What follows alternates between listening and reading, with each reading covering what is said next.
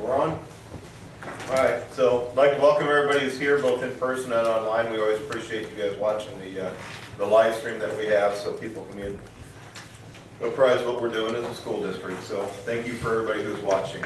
I'd like to go ahead and get started. This is the Centerville Community School District. Our mission statement is that all students will learn well, become lifelong learners, and contribute positively to society. We have two meetings tonight.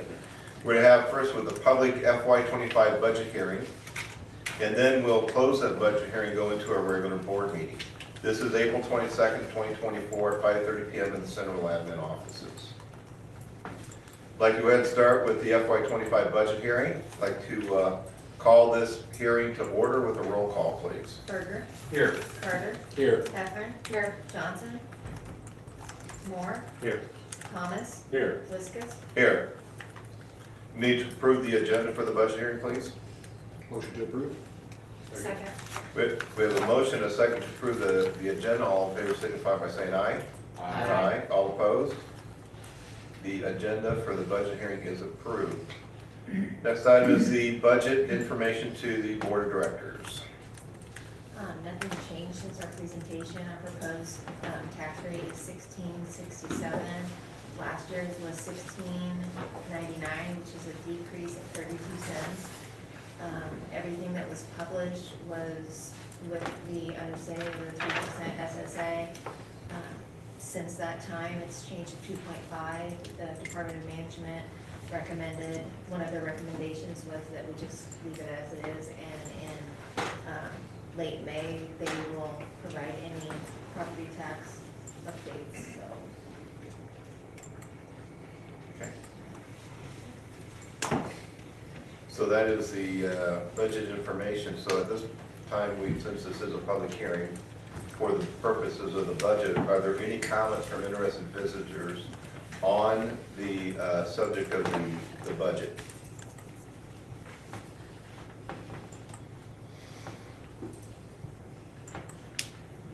Seeing none, is there any board discussion on the budget?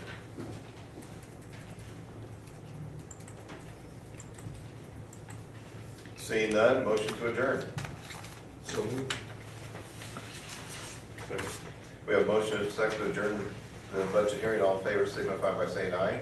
Aye. All opposed? The budget hearing is concluded. We'll now move into our regular board meeting.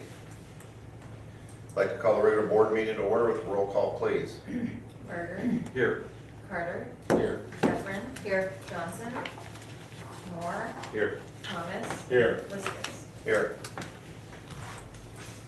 Next item for our regular board meeting is to welcome visitors, have a public forum for protocol. I'd like to read the guidelines for public comment. We'd like to remind all speakers that while this is an open forum for any issues of praise or concern, the board does expect all speakers to maintain a civil tone and refrain from using profanities, raise their voice, or making statements that are threatening or harassing towards others.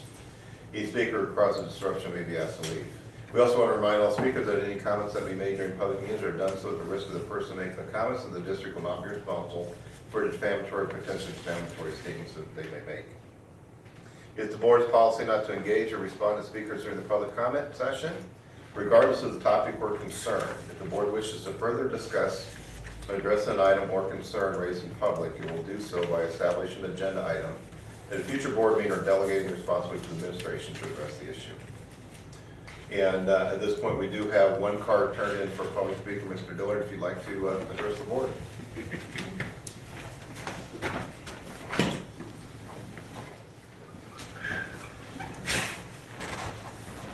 I want to start by complimenting the Centerville School District staff and Mark Taylor in their dedication to the safety of the students in their charge.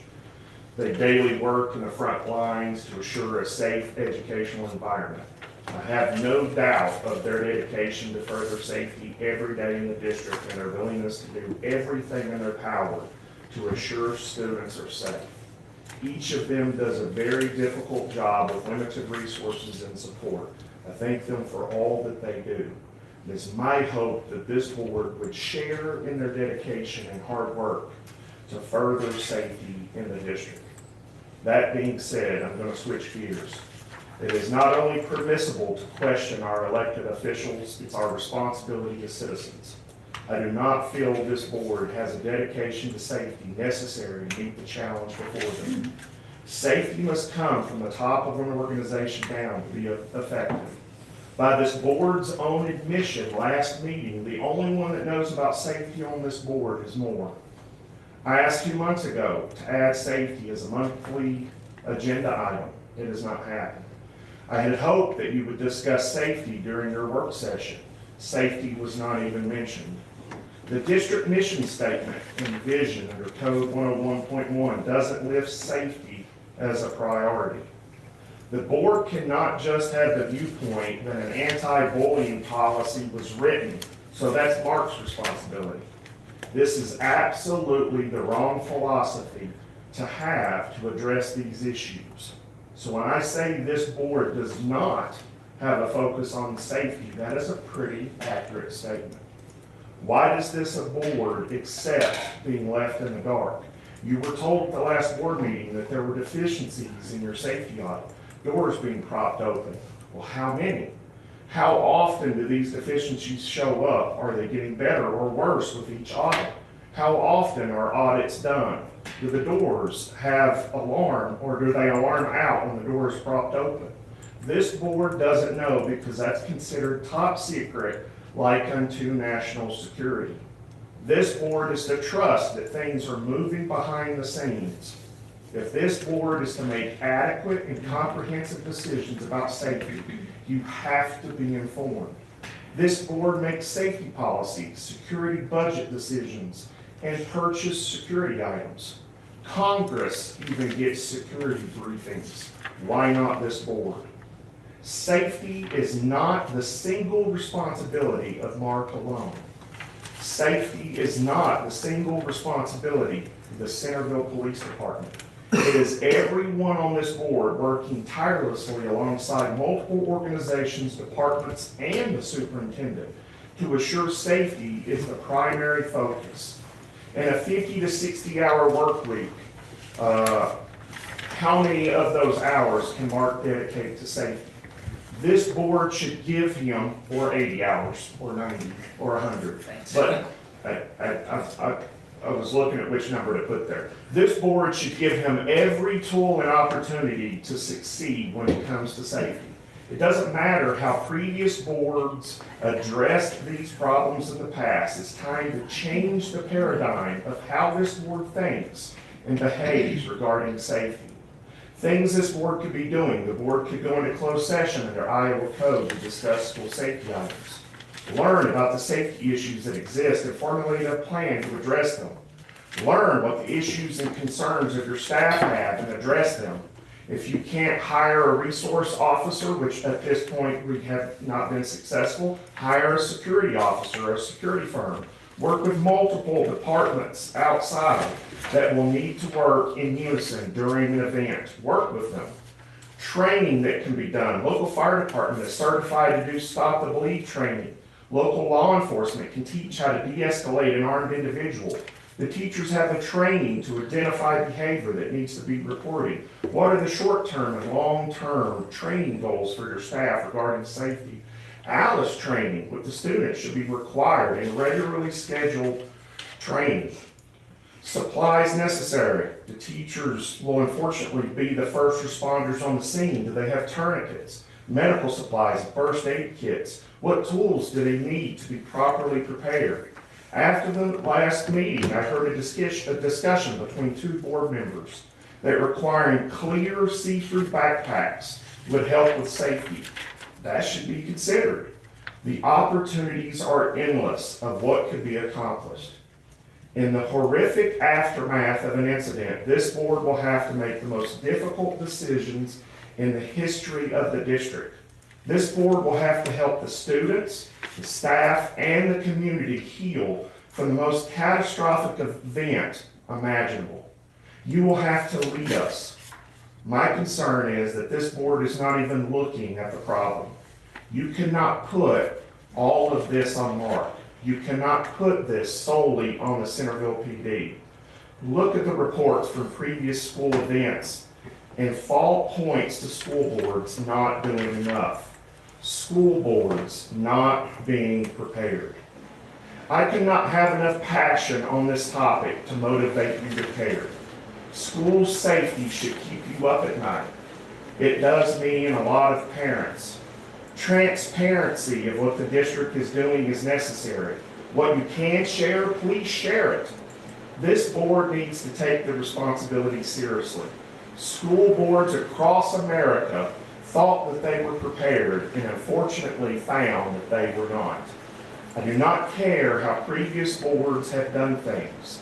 Our students should not have to keep their heads down and get through the day. Do better for the lives that are in your hands to protect. Thank you. Thank you. Are there any other speakers that wish to address the board?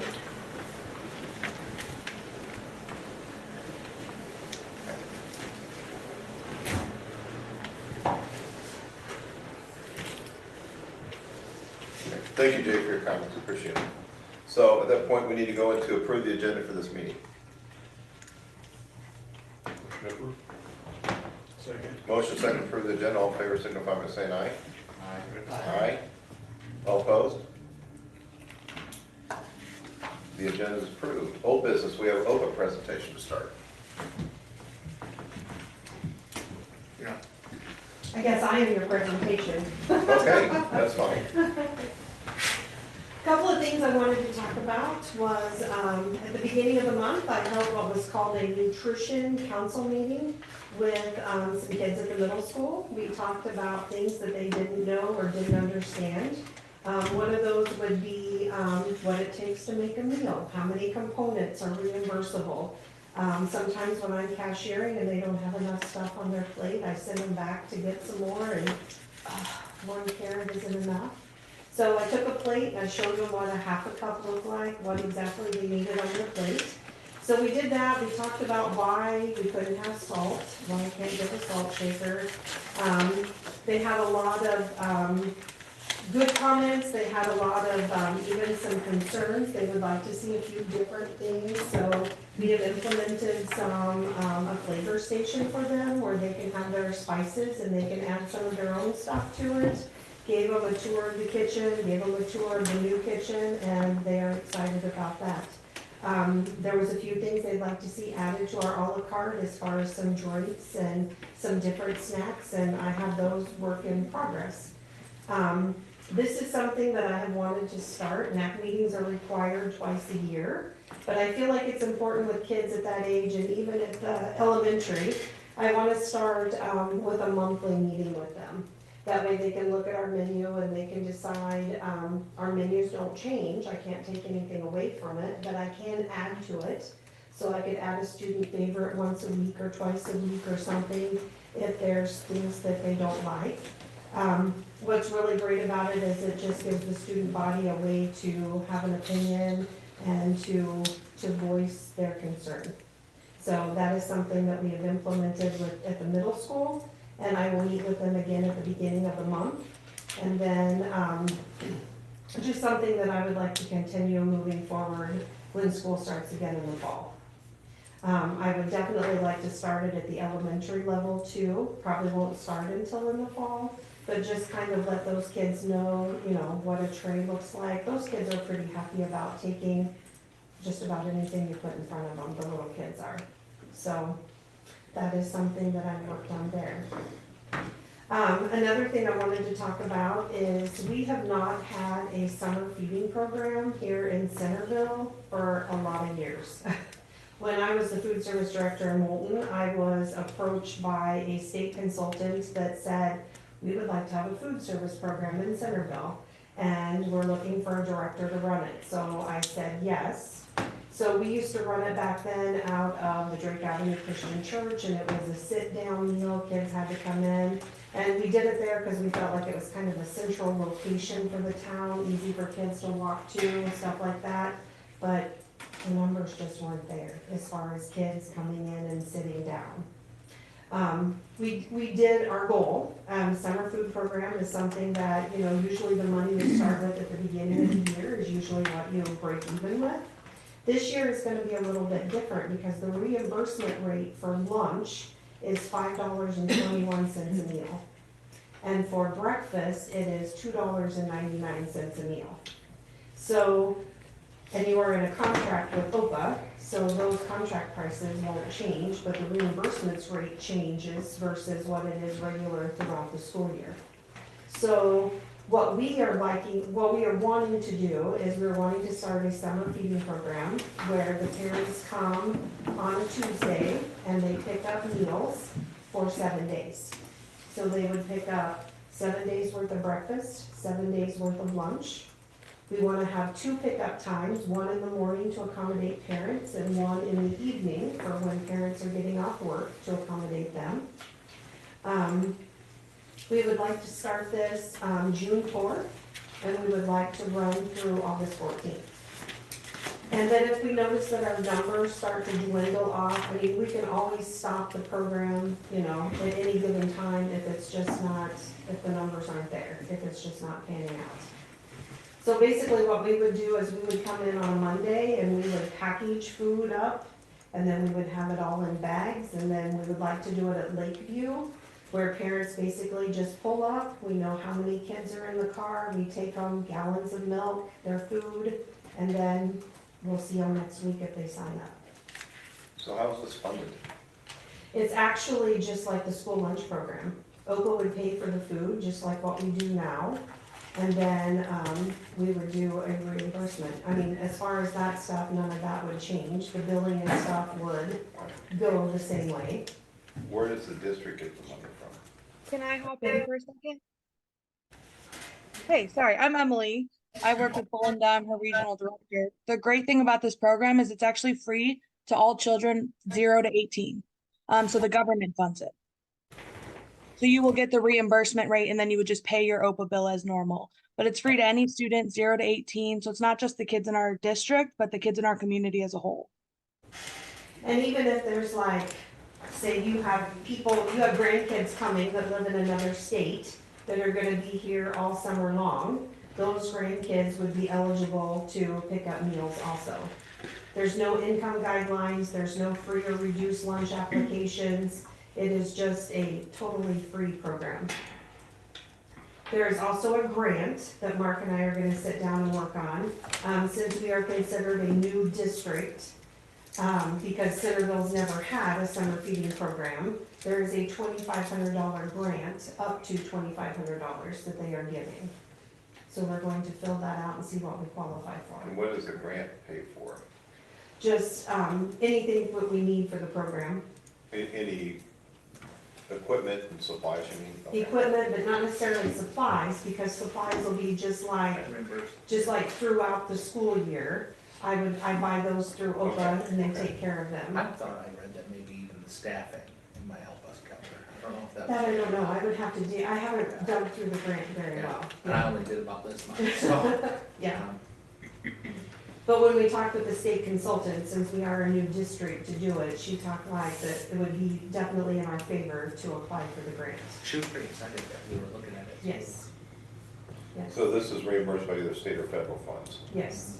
USDA, government, yes. And are we liable for the staffing then? We've talked a little bit about a couple different models for that. I think that's why we're hoping to see what the grant can do for us, to see if we can cover it through OPA, through that. But to be honest with you, I think if maybe we chipped some staffing into it, you know, we'd have to look and see what all we can afford out of our nutrition fund, but I'd be inclined to allow our folks to be able to participate as well. I have talked to some of our district people just to see, just asking, you know, if they would be interested, if we do this program, would they be interested? And most of them were like, no, we want our summers off. Fair. But I think our district nutrition fund, and I don't wanna talk like, oh, free money or anything, but it's in pretty good shape and it continues to grow a little bit each year, so we It could be have. paid out of that. Yeah, we have a little bit of extra that we could use there, that doesn't have a lot of uses anyway, Yes. so. Could it be something where like our associates, our hourly employees who don't work Maybe in the summer? we'd have to work on safe serve and everything to that. but- Well, the thing of it is, I am served safe, so you only need Oh, one serve person. safe, sorry. You only need one person in the Like a building that switch. would be served safe at the time, and that would be myself, so, yes. But I also have to see how many people we have signed up, you know, how much staffing that we would need there. So I think this is and this may be one or two times we use this tonight, but, if you build it, they will come kind of deal. Yes. I think this is all, Derek shared that with me earlier. One of our districts last year that did it, they were doing 1,700 meals a week.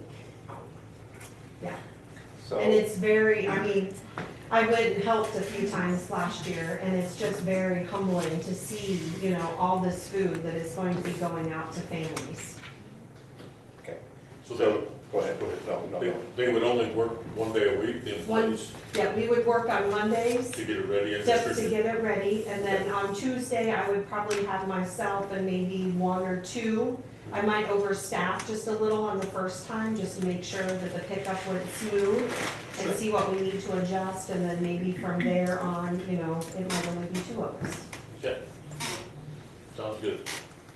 So this is a presentation right now, so we can't take board action. My question is, what needs to happen? Does this have to be approved by us? It does, actually, and we just wanted it as a courtesy to make sure we were letting you know that we were working on it. Okay. Because we'll apply through the state, and really it's more if the state approves our application, is really what we're looking for, but we thought it was kind of a cool deal that you want to hear about. So it's kind of half a good news and half a presentation about OPA. Well, what is really nice too, I mean, you think about the cost of a gallon of milk. You know, if you have a kid coming, you know, if you have 4 kids in a family, there's 4 gallons of milk going out the door in a week, you know? So, But there is an option in our application that we can check the box, that if they decide, you know, we have 7 gallons of milk going to one family, and they're like, there's no way we can use this in a week's time, we don't wanna be wasteful, they can decline half of it if they want to, they don't have to take all of it, so I guess, here's where I'm leading up to from a board standpoint. Okay, It's, this is our last meeting in April.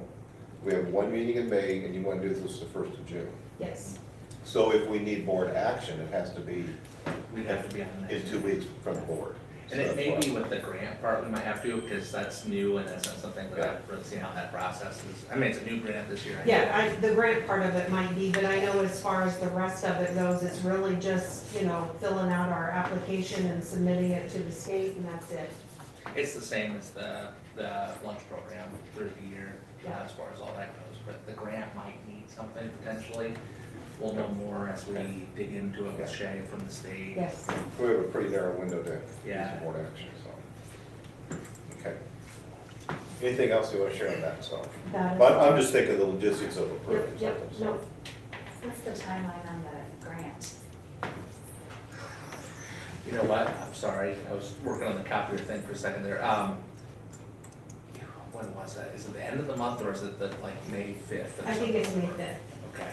But you Trying have to to got a turn few it in? deadlines. Yes, yes. Yeah, and we kind of looked briefly, and it looks like between Emily and Belinda and I, it'll probably just take a day for us to sit down and hammer out our information in it. I mean, it's not gonna take forever to get it done. Then it's however long the state takes to process and tell us if we're in or not. Though Shay is the, I don't know what her role is Nutrition called. consultant. Yep, Is she that is now? the- She works Yeah. with the DE and she's the one, like, she'll come and do our nutrition audits.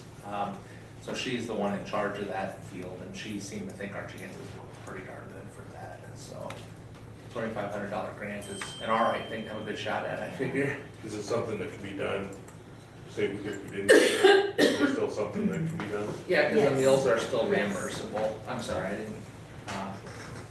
Yeah, and the reimbursement rate at, you know, $5.21 a meal, that's a pretty good reimbursement rate. That's the highest it has ever been. So I know we can't act on it at this time, but would a general consensus help you folks? I think the guidance to Mark is to continue to work. Marching orders that are kind of like, Yeah. yeah, it's like a nice It seems like it, yeah. Yeah. Okay. go for it. Yeah, I think it's fair in the rules to say, we're going to give guidance. And, you know, to Mark to do something, not us taking that action, so, yeah. Yes, OPA is working on some flyers Okay. that they will give to us, and then we will make sure that we have them in kids' hands several different times before the end of the school year. And then we're just gonna have a way for them to, parents to either call in, or, I mean, those little things we don't have quite figured out yet as far as how parents are gonna contact us.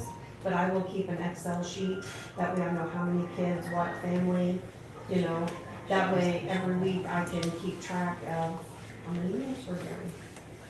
And I think we're required to actually put that out there. What is it? Yes. Yeah, We are. so like last year, we had to put out on our Facebook where the sites were, even though we didn't have a site. I think Yes, I there was a hung site. flyers up in the cafeterias too, Yeah. with the text number on it where you could What find was the there, what sites. was last year? I didn't get it done in time. We No, just I've got didn't have a Linda. summer Oh, feeding okay, program, okay. yeah. Um, No, you're good. Linda's really pushed to help make it happen, and she's been instrumental in making this a possibility. Okay. I mean, she is the person who's done all the work. I'm not gonna take any credit. I'm gonna be honest with you.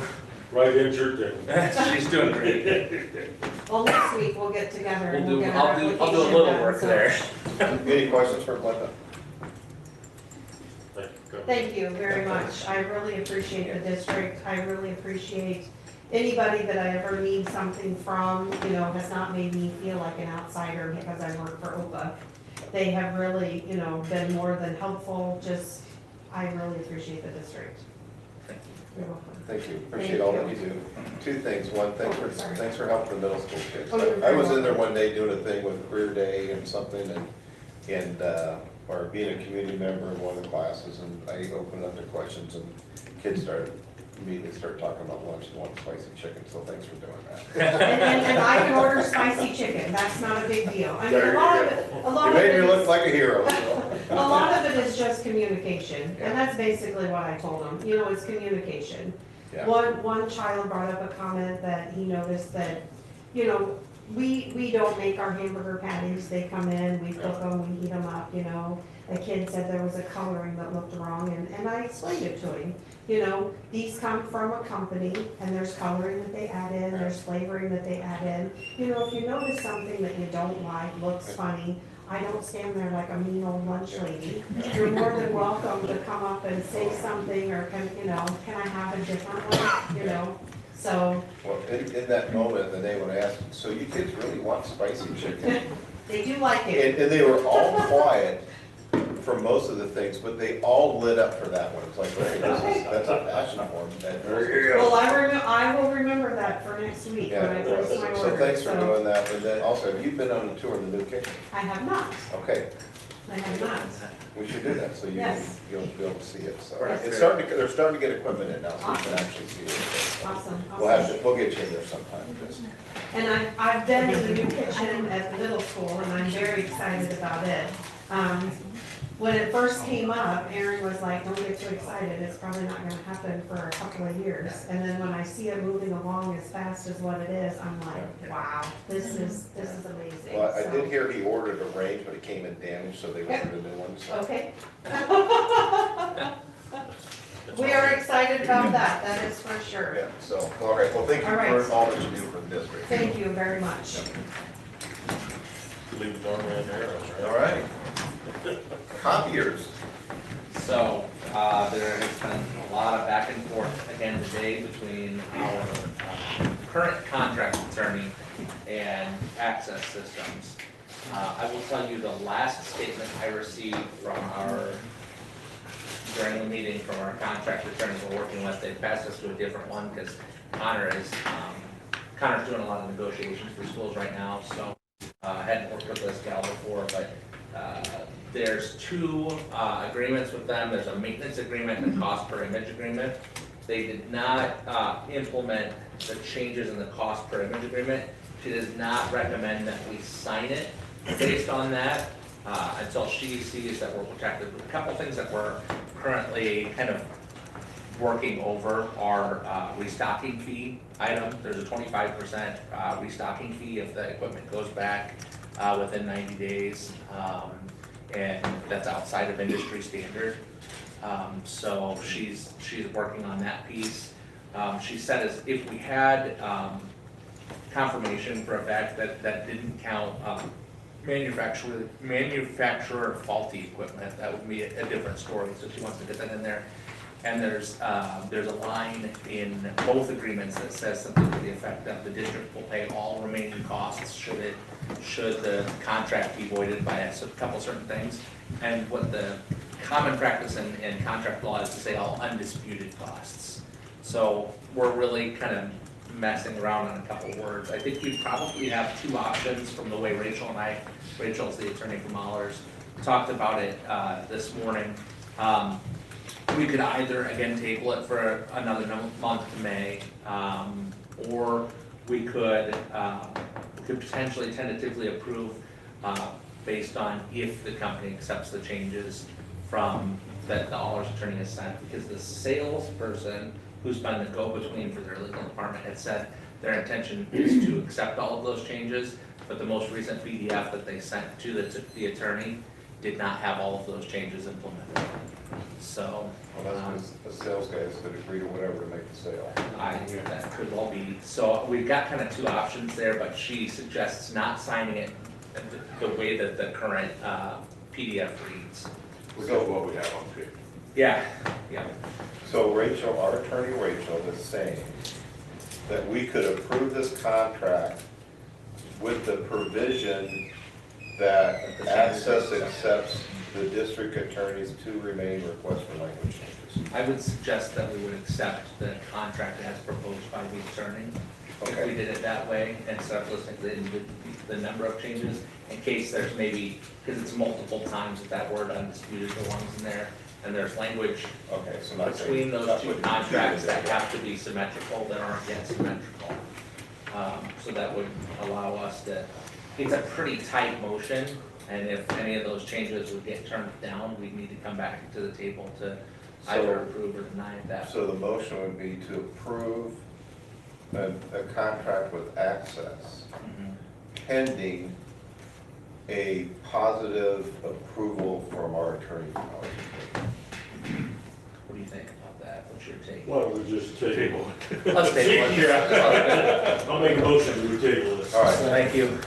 all right, items tabled. I'll admit, this one's just a little bit beyond normal. I mean, you don't see this much back and forth. Okay. Typically, once the attorneys get involved, they clean up the contract language.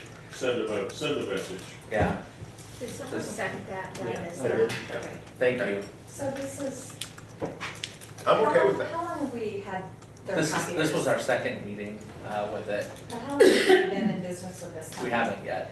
This would be a new company for Because us. like every time I'm in a building, the copier's broken, every single So, time. so the company that we're currently working with was the second lowest bid.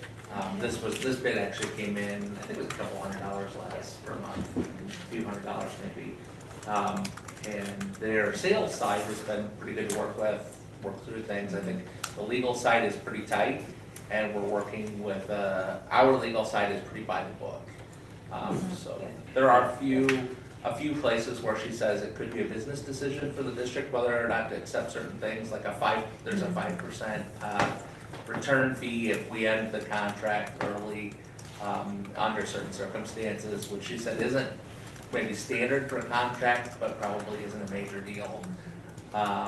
But she's really good about being fine-toothed about it, which I like, I appreciate it. So where's this company out of? Where is Access out of? They have a lot of different places. I mean, they've got one, They've got a main Burlington headquarters, I and a think, is in Des Des Moines. office. They've got Burlington offices, and they have an office in Oskaloosa. Yeah, Waukee. Oskaloosa. Okay, so if we need service or repairs, Their closest repair guy lives in Atumwa. Fairfield. What? Where did you say it was? The closest person who would work on our stuff lives in Atumwa. But I mean, their office is out in Oskaloosa, so they're equally as close as our repair guy right now with SMG. It was interesting, as I talked to this attorney, she said there's a lot of districts using this company. She'd be curious to see if their contracts have the language in it that she's been working on for us. She said that they don't typically get a lot of contracts like this. I've just worked under the practice of before getting a contract, I want the lawyer to look at it. That's exactly right. So, it may be that they've got this same contract as a boilerplate in a whole bunch of places right now, but Well, wasn't there a provision that says that they can terminate the contract anytime we're liable for the full funding of the contract? if we would make an erroneous statement about the contract, I yeah. don't like that. Yeah, that's one of the first ones she went after. It was pretty open-ended at their own determination. That was really started cutting the whole, we wanted to tighten this contract up, so. Yeah. She's done a great job working back and forth with them on that. I think it's just been trying to pin down what they're willing to cave on and what we're willing to cave on before we bring a real, that we agree to contract to the board. So were the other companies in the ballpark here? I never heard of it. The one other company was in the ballpark. We had a third company that was pretty far out of the ballpark for us, but we hadn't even thought what we might do if they didn't, if they couldn't come to us where we needed to be, would maybe start getting the second company's contract just to see how far off it is. Because I would think by the May meeting, we're gonna need to approve one way or the other, the hot company to have copiers for next year. Yeah. And if they can't budge to where we need it, then it probably can't be. So, Very good. kind of a fun back and forth, learning a little bit about contract stuff. Copiers a lot more complicated than it should be. Yeah. Okay. So I think we had a motion and a second, but I don't know if we voted. I made a motion to table it. Yeah, I don't know if we have to okay. vote to table it, but we have, but we can vote, all in favor of table, say aye. Aye. All opposed? Okay. Thank you. I'm not sure what Robert's rule says on that one. All right, new business. Do we have any student presentations? Didn't look like it. Our FFA kids weren't able to make it, it looks like. Yeah, I think one had a doctor's appointment, should All right, that's right. Well, let's move on to something we haven't had to do a lot in this construction project, which is a good thing, is that we're going to get caught up on some change orders. Fortunately, they're all small change orders. What, $19,000 worth? What was that? Get the number here. So there were 7 change orders for a grand total of $19,000. Does anybody have any questions? A lot of these change orders, just for everybody's benefit, kind of happens at the construction meetings to get done. So, and Mark and Lisa are at all those. I make one every once in a while, but I think Mike makes a lot of them, so. I had a question. I look on the DeVries Electric where he said, they say conflict in contract documents, coordination issue, and contract drawing reference. What does that mean? Let me get to that, sorry, I was working off of my packet. Yeah. Is that the one for the circuit The breaker? breaker, yeah. You know, I kind of wonder that too, because why does it take that much to take one breaker and put a different one in? It's in Well, switchgear. It would lead me to believe that someone specified the wrong thing. Yeah. Is that number 4 that you're looking at? Change order Yes. 33. What page is that? It's,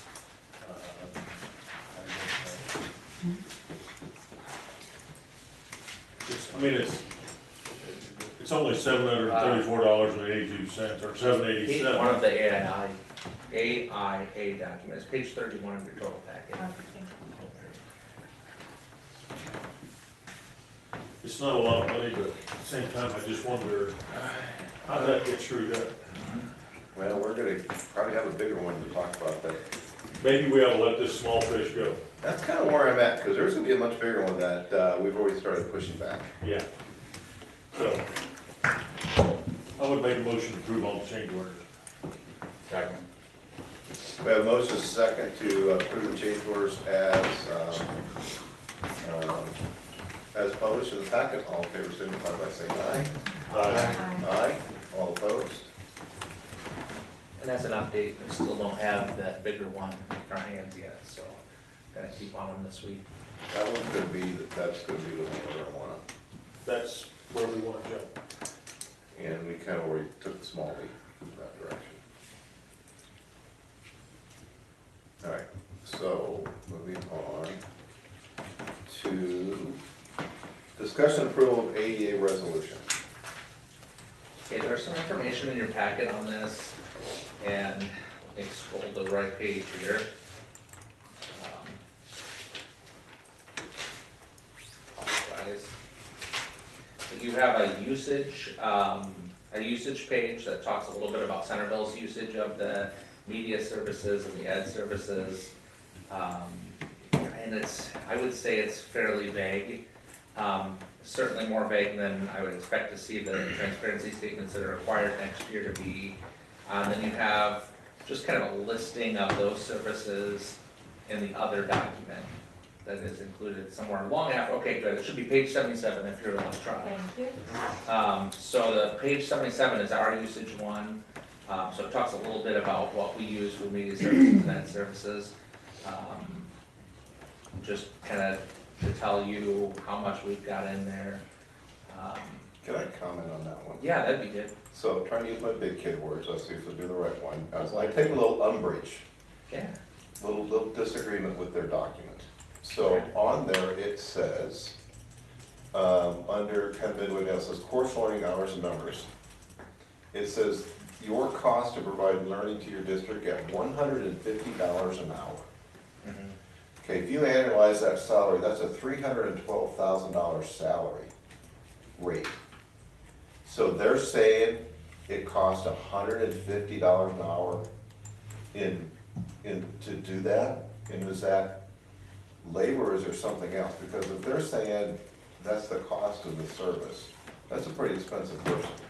And I think to some degree that is some of what will be cleaned up in those transparency statements, because my understanding, and know that it's new legislation, so I'm still kind of learning how that'll go, but my understanding is that there will be an agreed upon rate for that moving forward among all the. Well, and that's where I'm going. If they're gonna come in and say, we're gonna charge you $150 an hour, Mhm. I have a serious problem with that. Right. We did a couple calculations like that. I think it was on maybe some shared services when we looked at ours, but this is the usage information for this year. But no, in graphic designer, they had like $35 an hour, which seems probably not enough. So I think that was fair, but this one at 150, if they're gonna go through and say, you know, we're only issuing partial funding, so we're charging at that, I think that's where the AEs get a bad rap. If I were to guess, I'm gonna guess that probably calculates more than one person. I was just gonna say, But it's per hour. if you think about classes, like the last class I took with the AEA, there was 3 instructors because there was like 40 people in that class. So I think you could look at it that way. But it's poorly worded in there. Yeah. And therefore it kind of leaves you to kind of guess at that. Yep.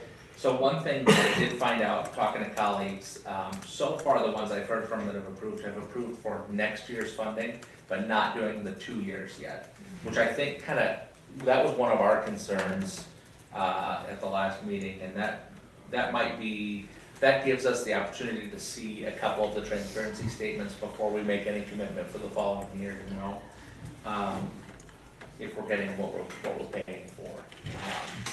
And that might be a good route for us to take. I'll admit, this form, if the transparency statement looked like that, it wouldn't be very good for us. It wouldn't make sense.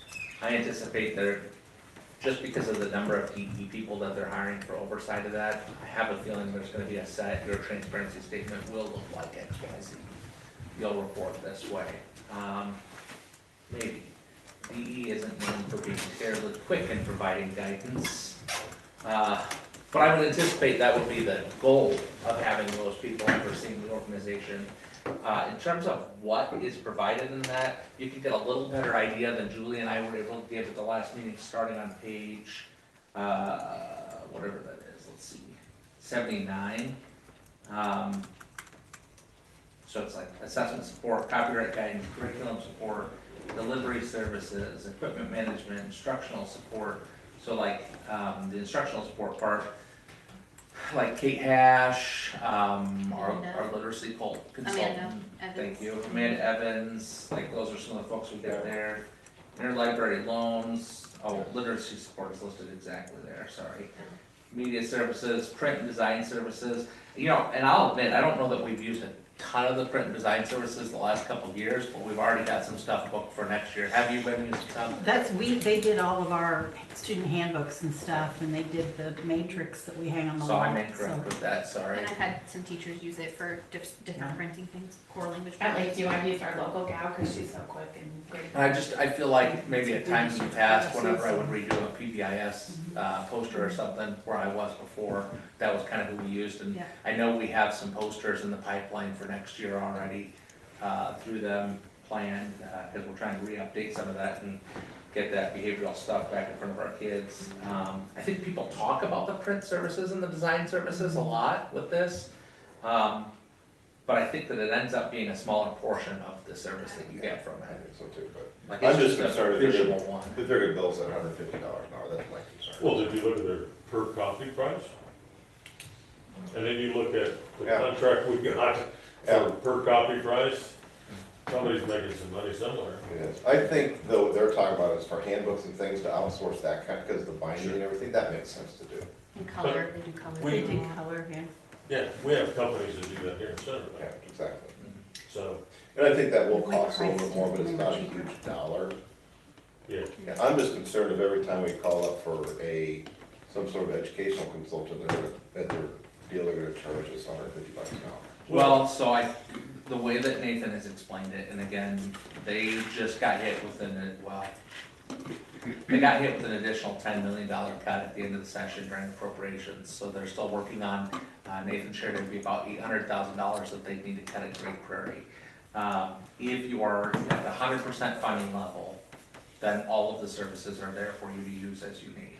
If you're at the, what would that be, 40% funding level, because we get 60, if you're at the 40%, everything above whatever that minimum, you can get this for the 40%, will be billed with the hourly rate or the per page or whatever it is.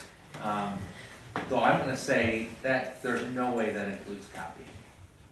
Because I can't imagine they just say copy all you want, because then we don't have to approve a copier contract. Let's just send our ed services and media services and copy all day. So it can't be that. But I would think the training folks and all that, from the way he talks, that'd be part of it. And admittedly, they're building a plane as they're flying in right now too. They don't know what the 40% is even gonna look like, because they've never worked under that philosophy. I would say the information that was given on what we can utilize, I would say there's about 4 things under that whole 4-page document that I currently haven't used this year or somebody in the district has not. So, and that's just a real quick look through, but there's just a couple things I feel like we haven't used, but otherwise we've utilized every single one of those at some point in the year. At the time of the last meeting, I would have been a little bit more optimistic about the future, but I'm a little bit more pessimistic after reading some reports coming out of this and seeing the staffing issues for some of the AAs around the state. I have concern about what it might look like a year from now. So I think maybe we were good, smart table, and maybe give it a year, and revisit that second year next year after we know what the staffing levels look like, what the service levels look like with that, because it's gonna get a little wild for a while, I think. Yeah, but we wanna do 1 year because we're kind of at that point, but I think Yeah. they need to come back with some better clarity, because let's say they hire the most experienced, best teacher out there, they're paying $100,000 a year, just use a nice big round number. If you add 30% for benefits, which is a pretty typical benefit add cost by the time you pay all the employer wages and all that, or wage and tax expenses and benefit, what do you call it, IPERS and all that. On a standard work year, 2,080 hours, that's a $62 an hour rate. So if you're paying somebody $100,000 a year. That's a pretty high rate, yeah. I know, that's why I'm going high with that one.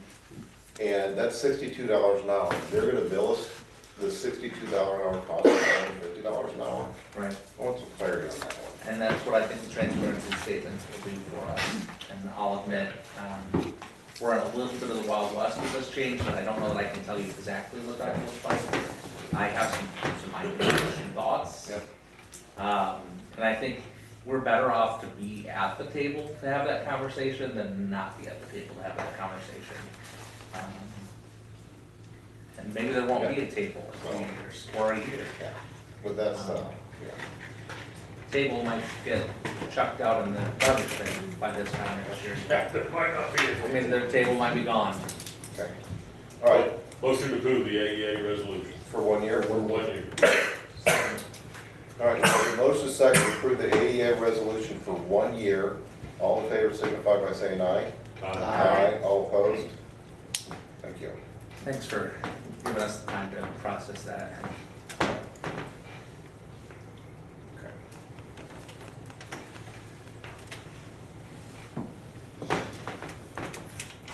Okay, we need to approve and certify the 2024-2025 budget. This will be a roll call vote, so this is where each and every one of you elected officials become the taxing authority. Motion to approve the 24-25 budget. Second.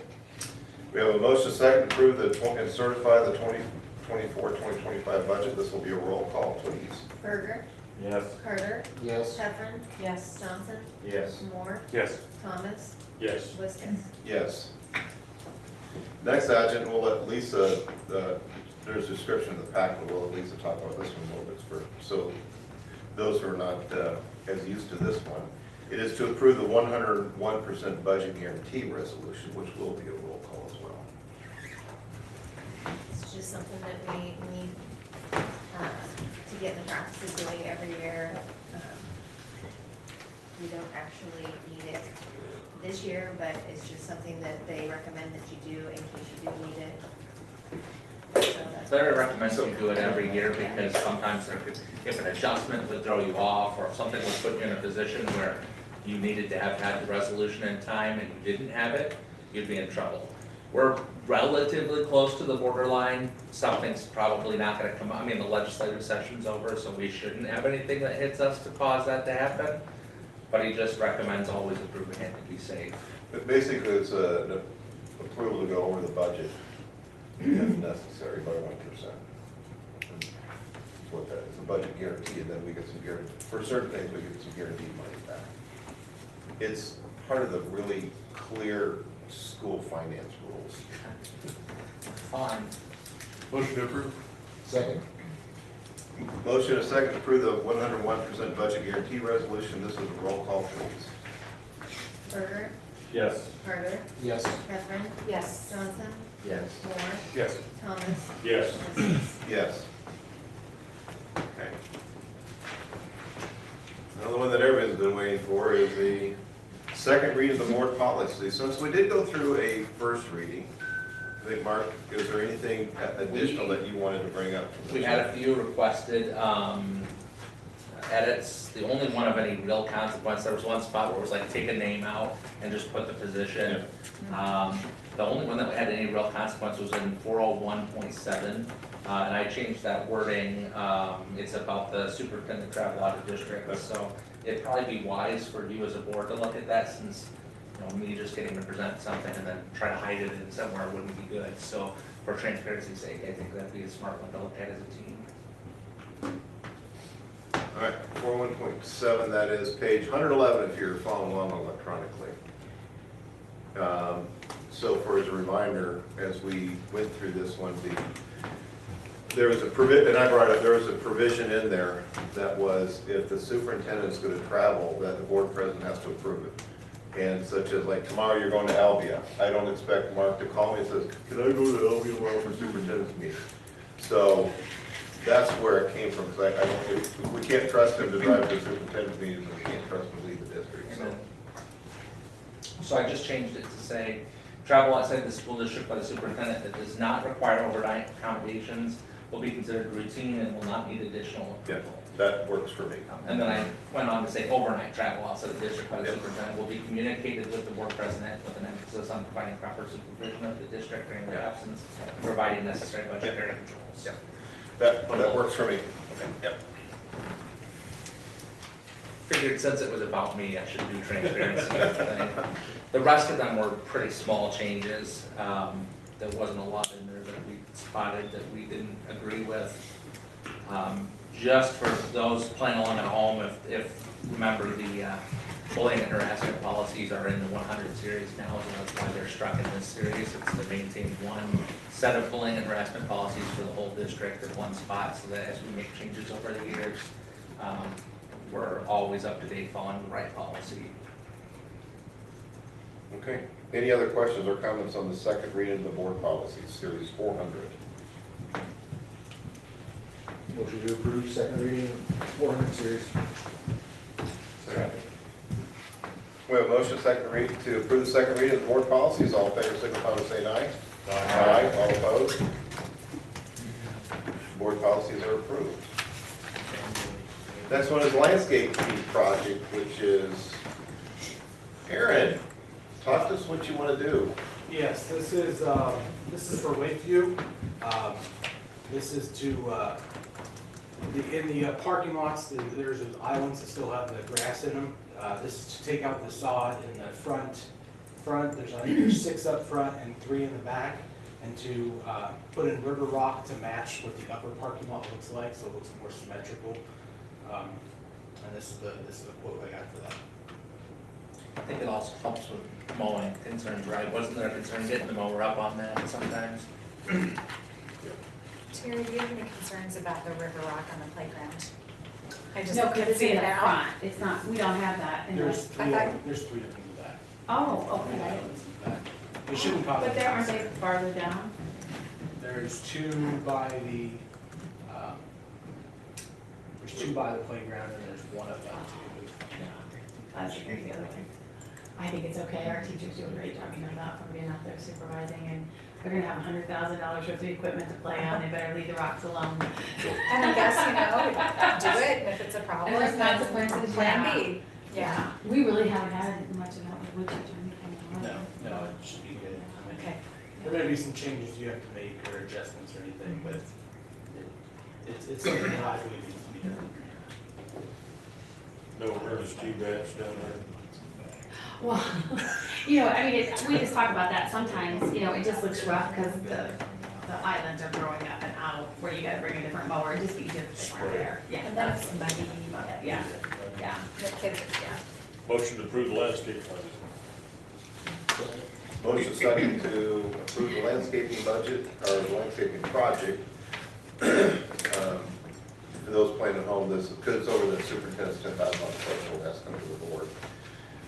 So, the motion second to approve the landscaping as presented. All in favor signify by saying aye. Aye. All opposed?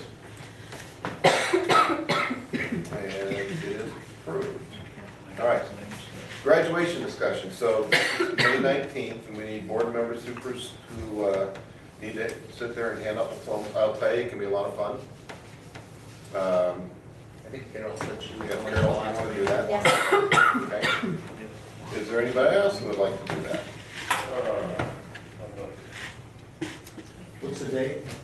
19th. So May 19th. All right. Who said that? Oh, I'm sorry. the two rookies, that's cool. Rookies. They are rookies, You do carry that until the next person comes on, so. I probably won't use that term again, but. Brad, what's our time for graduation? 2:30. So I think we came about half an hour early, about 2 o'clock. So if you wanted to be there about 2 o'clock that day, we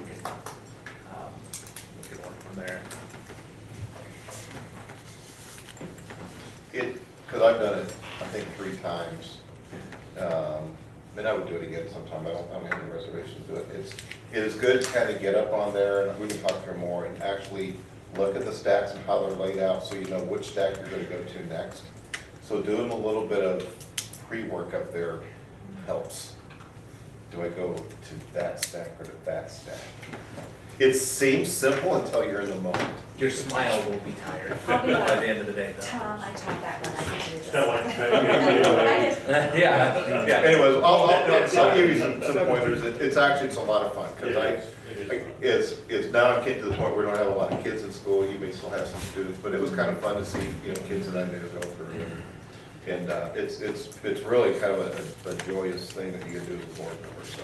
Anyways, thank you for your willingness to do that. Tom, we'll have to coordinate our outfits. We will. I'm feeling red and black. You probably, Hey, both I'll go fit in. buy new outfits together. Okay. Covers it, I'm sure. Presentation of the district career academic planning plan. Yeah, sorry about that.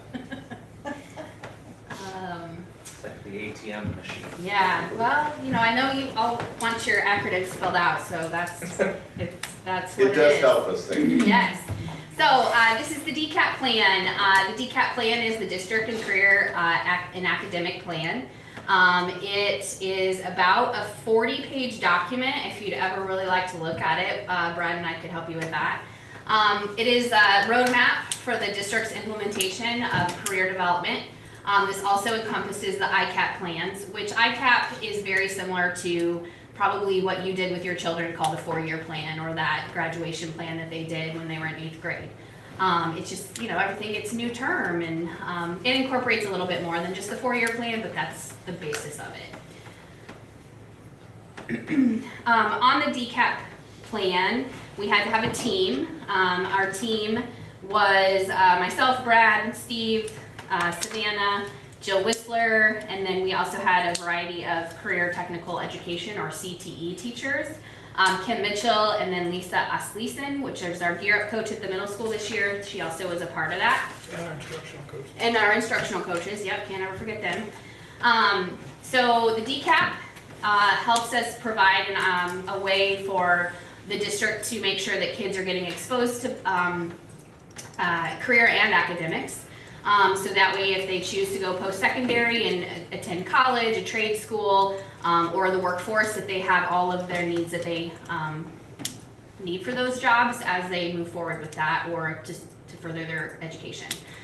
So the DCAP is the big overarching district plan, and ICAP is then an individual career and academic plan that each student is supposed to create and have, which we do.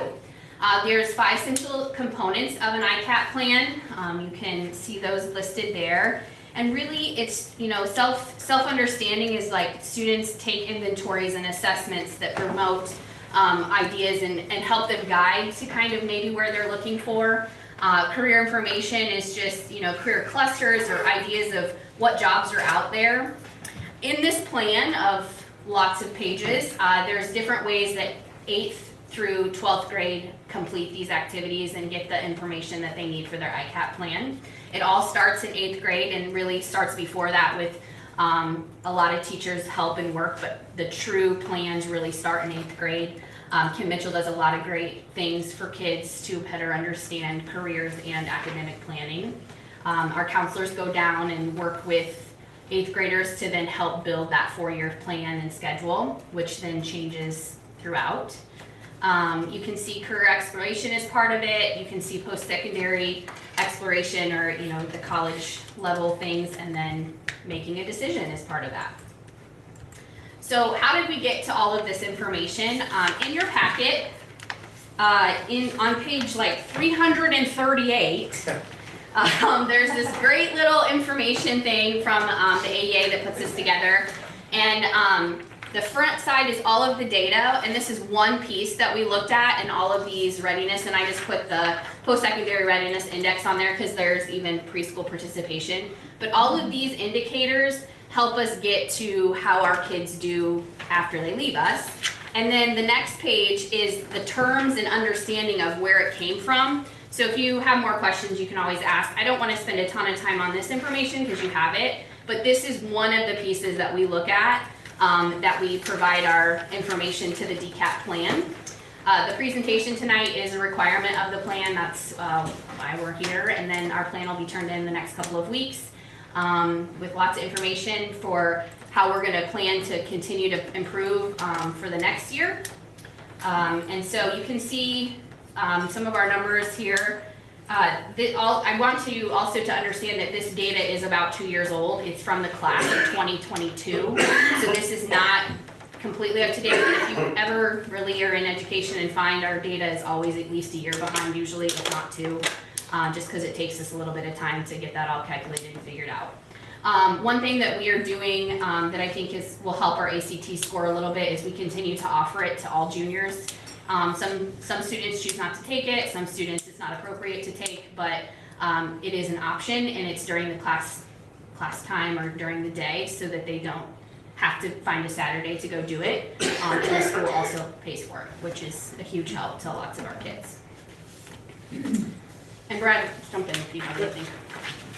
So through this process, we do a data review of lots of information. We use this data, we used our IDEA data, which is Students with Disabilities Act information, and IEP kids, and so we come up with goals. We came up with several goals this year. This continues to be a huge push and the state and our district, because we want all kids to be able to have a great plan for when they leave Centerville High School. So one of our first goals is that every 8th grader will complete an ICAP plan. We've been doing this for a long time. Like I said, those 4-year plans that you all filled out with your students if they went through Centerville School is one of those options. This graphic that's right here, Iowa Work-Based Learning, that's something we might hear more and more about. But this is kind of how this works. So in the middle school, it starts with awareness and maybe some exploration, but generally, we start to see that in high school. And you can see internships, apprenticeships. That's something big that we're really excited about for this year, that we've had some students who are taking some internships, apprenticeships, and things like that so that they can move towards that as they leave our district. Jill and Savannah have done a great job this year of bringing people in for kids to see, getting kids out into the workforce. Next year, we're excited to have Elizabeth Weinberg yes. will be our work-based learning educator, and she will then be able to set up kids with industry, and it will count as credit. Correct. Yep. Okay. I'm still learning too. Let's remember that. You know, the high school world was not mine until now, so it's a new experience. Our second goal is to increase our FAFSA completion. In that data that you saw, it was 42%. We'd like to get to 60%. This year we didn't quite get there that we know of, but FAFSA has been kind of a difficult thing this year. It was just released. There's some information coming out. So Jill and Molly, what's Molly's last name? Van Rokel, thank you. She works for Upward Bound in Indian Hills as well. Work together and help with FAFSA nights and things. The reason FAFSA is so important, it's one of the best predictors of whether a high school senior will go to college. The National College Attainment Network found that seniors who complete the FAFSA are 84% more likely to be immediately enrolled, because that's one barrier that's taken down. Because whether you need loans or you get other grants and things, the FAFSA is the key to all of that. One of the things that, you know, it sounds like everybody should do it. You know, we try to get kids to do it. We get a lot of resistance from parents sometimes. Maybe they don't want to come in and share their information, because you do have to share quite a bit of your financial information, your holdings, things like that. So we do get a little resistance there. We have some other kids that just think it's not appropriate for me. I don't need to do it. I'm going to go right into the workforce. You know, we do encourage them to try, you know, to fill out FAFSA, because sometimes they get surprised. You know, they get a pretty good award package, and they, you know, that's our hope, that kids take this, maybe coupled with a good ACT score they take as a junior. They do their FAFSA, they get a good package. They say, hey, maybe college is attainable for me. So that's why we keep working on that. I heard of someone that graduated at the semester this year, and now they're thinking about maybe going to DMAC next fall. And so that person should Absolutely. They can fill that out anytime. Yep, absolutely. Yeah. And they FAFSA may not have filled it out, I don't know. Well, FAFSA was kind of a mess this year. They kind of changed it over, and there was a lot of delays in getting it out, and they were having trouble with accounts and things like that. So it's still a work in progress for this year. We talked to the coaches meeting. There's even colleges that are doing special advertising campaigns around, we'll give you a lower rate because of how bad FAFSA has been for everybody this year. And that is another thing, you know, some other options or things we do have. We've used our Gear Up people, our Gear Up grant will bring people down. We have ICANN from the state come down and help do some of that. So we've had several events. I think this year, one of the neat things they did, I think they set up a table at a basketball game at Lakeview, where they were just trying to get families to come in and talk to them about it, and maybe get them started, so. Yeah, Was that successful? Did they get any takers? I think they had a couple. A few people that talk to them, so we feel like that's always a win if somebody will at least talk to you about it. They will have another night as well. It's just something that we continue to build. One of the things that we've learned through this plan, or I've learned, is that we need to talk to kids about FAFSA before they're juniors and seniors, just so they understand what that is and why it's so important, and that it could mean that you could go whether you think you can or not. Yeah, that is, you know, part of the DCAP, if you read it, a lot of it is just getting vocabulary to kids earlier. Like it's freshmen, sophomores, maybe even 8th grade, you know, so when they're a senior, you say you gotta do FAFSA, and they go, huh, what? You You know, that's not what we want. We want every kid to know what that means and how it has to be completed. So the next goal for DCAP is 100% of students 9 through 12 will review their ICAP plans with parent verification at least once per year. So we do this, and at 8th grade, parents sign this form, they look at it, they bring it back, we use it. You know, the guidance counselor and the CCTC, which is Jill Whistler from Indian Hills, help with this. We have a few other people that help, you know, plan and create schedules for kiddos, but we don't ever send it back to the parents. So that's something that the DCAP plan really has encouraged us and is a change. So that's something that will continue. So parents are part of that and can help facilitate some of that as well.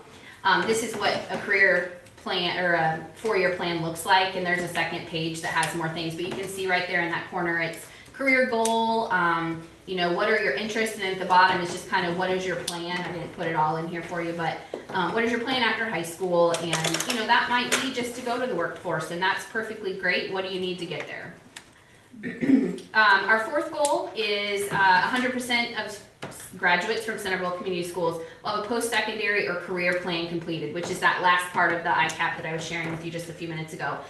Because with initial steps, because we know that if a kid has a plan and has an idea what they want to do before they leave us, you know, they should be able to do that. So with our help of helping them guide, here's your next steps, how do we do it? I know the girls are really working a lot with college entrance things, getting kids to apply, taking the exams that they need. If you don't need ACT, what do you need to get into your community college? Because different ones require different things. So this is just a graphic that kind of shows you, not necessarily in Centerville, Iowa, what they're going to do, but just what plans teens have after graduating. We want to have not 13% not sure. We would like to have 100% know what they want to do, at least an idea. Whether that's the same when they leave in a few weeks after, sometimes that changes. You know, I was never going to be an educator, and here I am. So, you know, it's one of those things. But we really want to help them plan for what that looks like afterwards. The DCAP plan is also closely aligned with our IDEA plan, which that's a long acronym. It's special education, just know that. And this goal is from that. The other plan, I have lots of plans that I am in charge of, so it's been fun.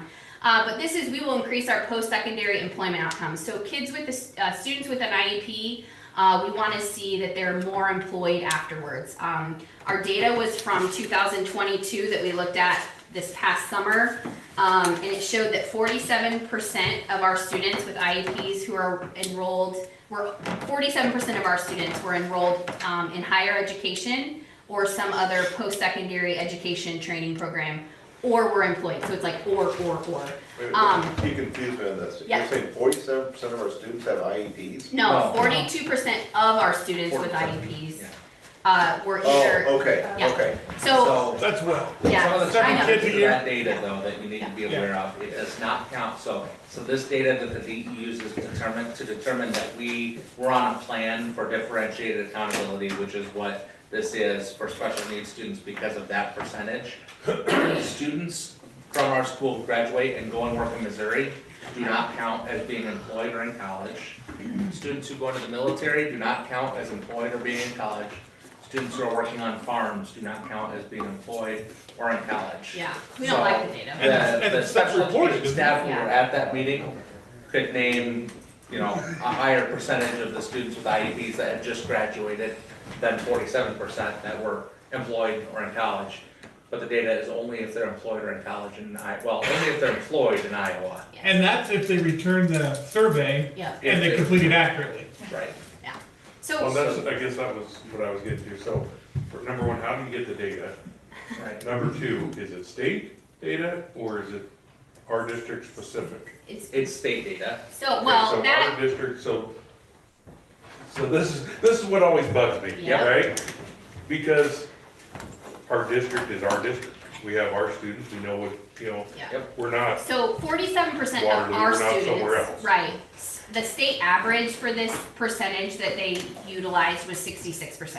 So that's why we are targeted under IDEA DA, which is why we have to have a goal. And we want every kid to be employed or, you know, to go to college or to do what they want after high school. to be a, So you know, we're contributing looking to do positively. the right work, even though we've Yeah. been penalized based on Yeah. one. Yes. But you know, that IDA, DA work we did over the year, Was some good of the best we've done Yeah. since I've been here. Yeah. I mean, it was really good. We had good people at the table. So how do AA brought resources and we really Good. honed in on some of this stuff that we think we can help kids. So statistically, how do we care with other border counties? Well, I'll tell you, I had a conversation with the curriculum director from Burlington. They too were hit on this goal. They too had calculated that the number of their students were working, actually in that case, across the river in Illinois, and were counted against them. And they also had, I think, a little bit more military, in their graduating seniors.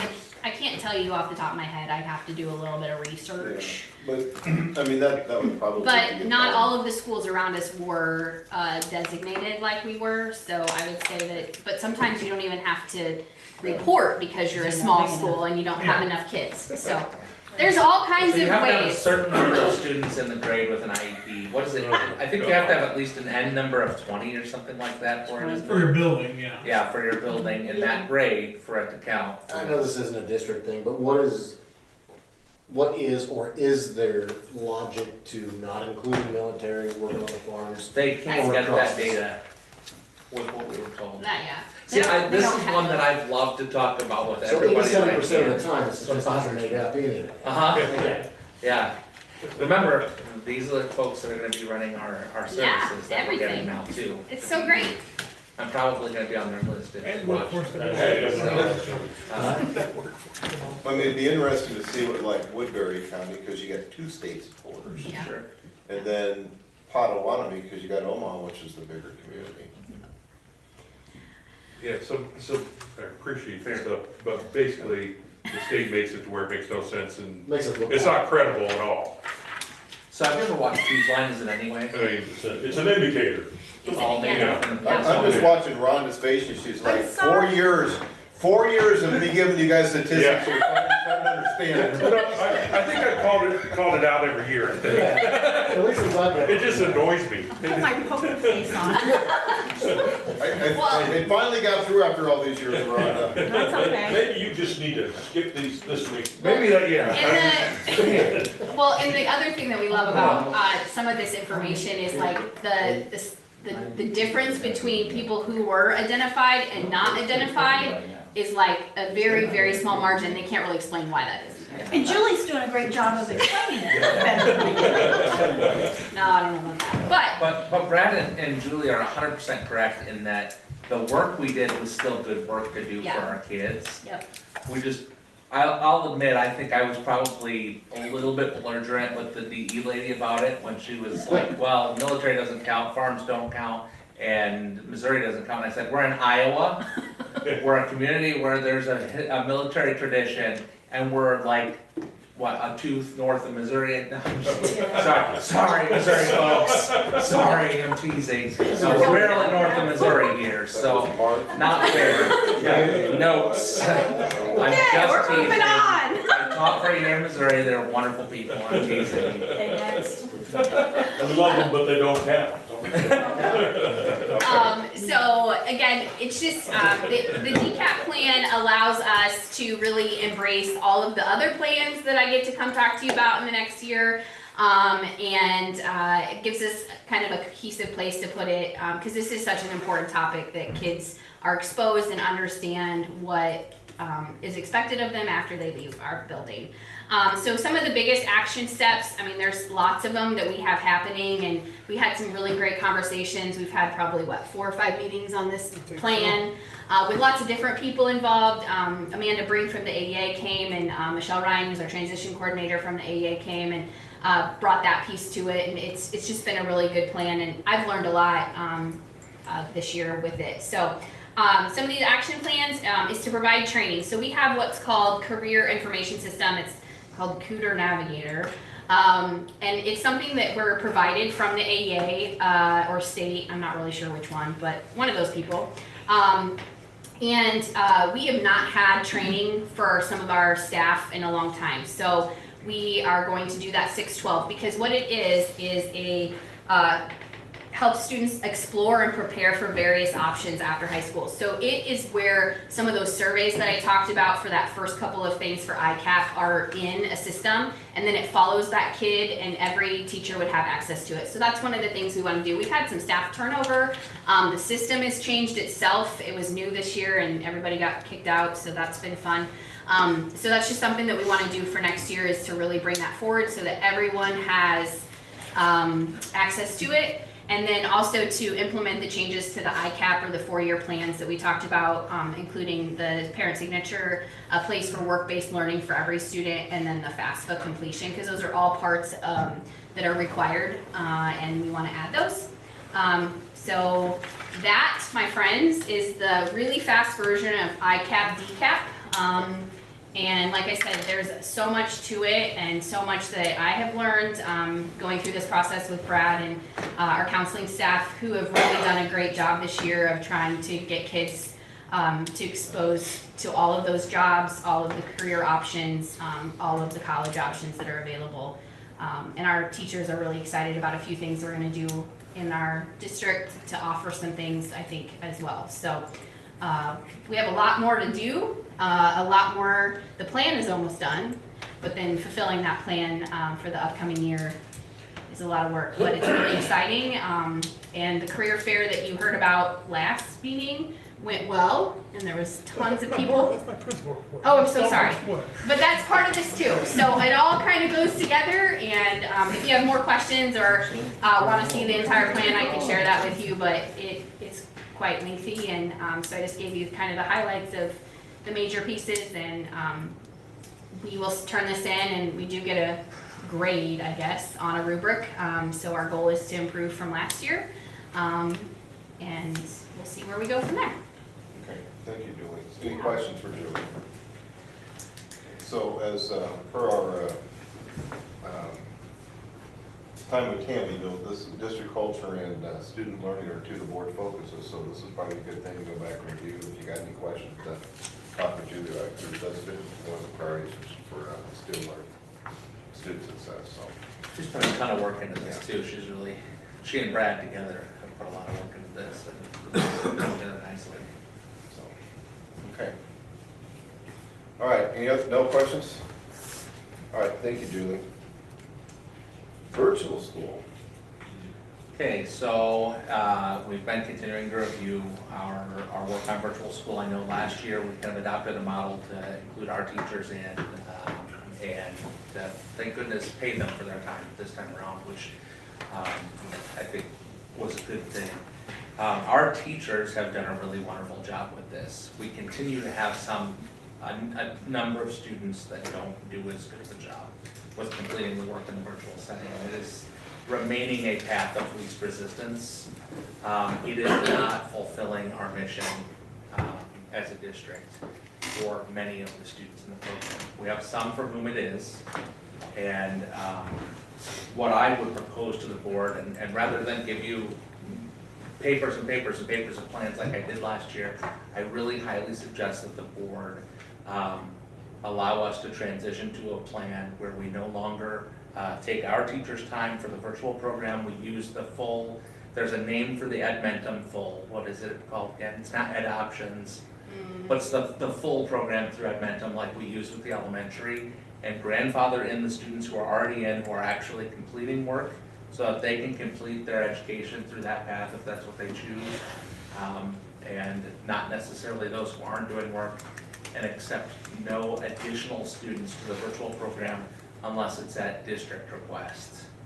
So that might be for a major behavioral issue or something of that nature. It is continuing to be a place where some students are just not earning a diploma the way that they're completing work. So you don't think it's a good use of our teachers' time and their? I think that's true. It's not a good use of our money, I think, is a big part of it. And it says to some that we're okay with not working. And I think more importantly, when we talk about the culture that we're hoping to build of high achievement and a real focus on student learning, I think this is more about recognizing that what's happening with that program, not our teachers' fault. our teachers have kicked butt. Honestly, our teachers have done a really nice job staying on top of the work, providing great feedback when they have a student who's willing to work with them for it.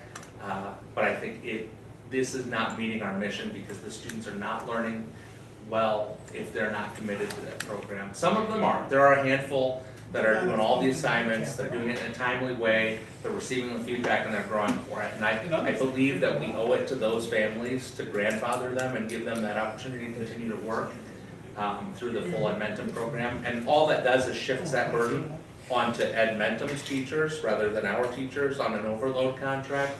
But what that does is it draws the line in the sand of what we expect at Centerville schools and what a Centerville schools diploma should look like.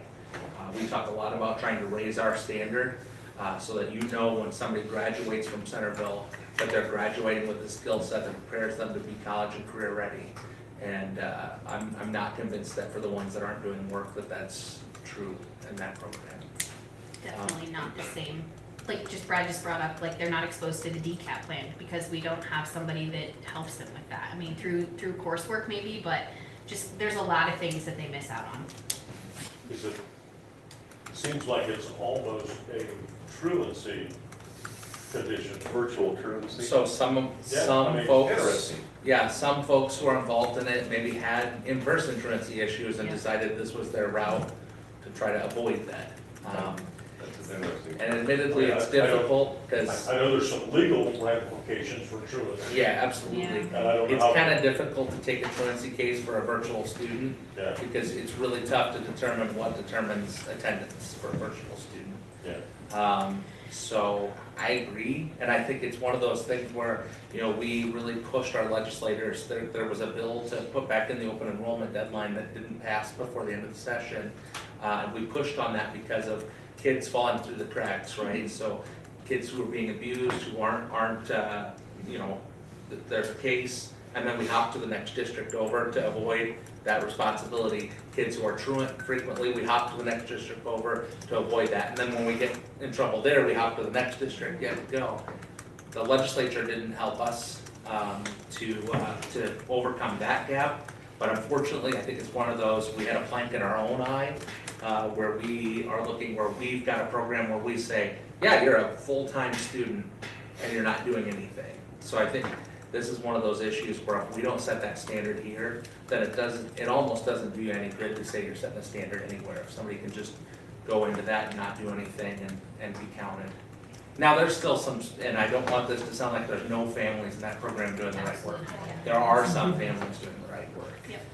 So it does meet a need For a few people. for some people, yeah. Probably not enough people for the cost of this district, but for some people, and that's why I think the right thing as a district to do would be to let those folks who have done a good job continue to participate, because we have the option with Edmentum to use their teachers for that. It does cost a little bit more per student, but Julie's actually done some research. If you buy the full year rather than a semester at a time, it's a little bit lower cost. And the folks who are doing the work have been doing the work in a virtual setting for multiple years. I think we can count on them to continue to do that work in that time. So it would make sense to buy the full year for them. As far as they're concerned, the only difference is who's checking the papers and emailing them feedback. So it's not a big difference for them. Sounds like we would be fiscally responsible determining.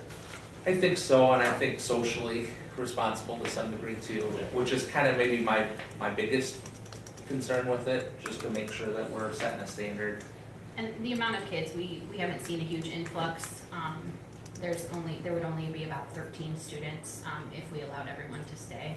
With our graduating, we had a huge couple of years of juniors and seniors the last couple of years, but with those graduating, we would only have about 13 students left.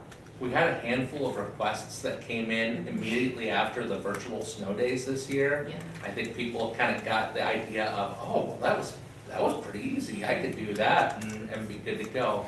Unfortunately, virtual schooling, and the ones who are doing the work would tell you, isn't anything like those virtual snow days. I mean, it's significantly more to plan out your week and to really get it. It's probably a little closer to homeschooling than it is to regular schooling. Is virtual school just high school? No, we currently only have one elementary student because we've kind of ceased to allow that to happen for the last couple of years. But no, it's middle school and high school both. Okay, thanks. With So- previous, So are you saying that the district could still recommend a child be placed in that I think situation? leaving that open, because Edmentum is still a service that's out there, and if you ended up in a situation with a kid with a major behavioral need, that could be a good tool to have available to the district. There are certain things that get in the way, right, or a medical need, so Yeah, like a that's what I student was who might be thinking. homebound medically, we could recommend for that. You know, there's times where that might be appropriate, a lot of times, they're not, obviously not if the student has an IEP most of the time, but there are other circumstances where it could be useful to have. And we've got a program that we're kind of used to using.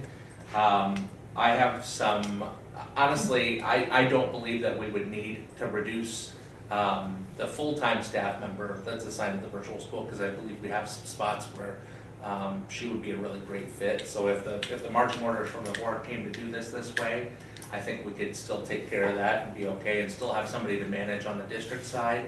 But we would probably look to eliminate the extra duty contracts for the extra period, the folks who are covering that now. And to do that, I need to do that by April 30th, because they're 269, I never remember the number. They're traditional teaching contracts, so you have to do it by April 30th. And they'll still maintain their actual full contract, just not the additional period that way. yeah, we had previously discussed this a lot, different board, I don't know if we discussed it in this board or not, but, you know, we talked about paying for a year. But we kind of, I don't know if it was a board decision or if it was just a general thing about making sure that kids weren't jumping in and out of virtual school. Julie's done a really nice job of that this year. So that will continue, I mean, And because I think we previously said it, that they had to start at a semester and go for. And that's, the cheaper option is semester based, not Oh, total I'm year. sorry. No, that's okay, total year based, Sorry. but yeah, actually, you're right, no, I'm sorry, per year. So we've really held to that within the 2-week period of semesters, you're in or out. And that has actually helped us with some of those virtual snow day situations that we had, that was kind of our perception. We were able to say no because you had to start with semester, and that was in February, so. So if we went forward with something Yeah. like this, that will continue? Yeah, yeah, and I mean, I think I would still be the one that would allow entrance or not, and so, because I do it for the whole district, and so I would make sure to hold that to that.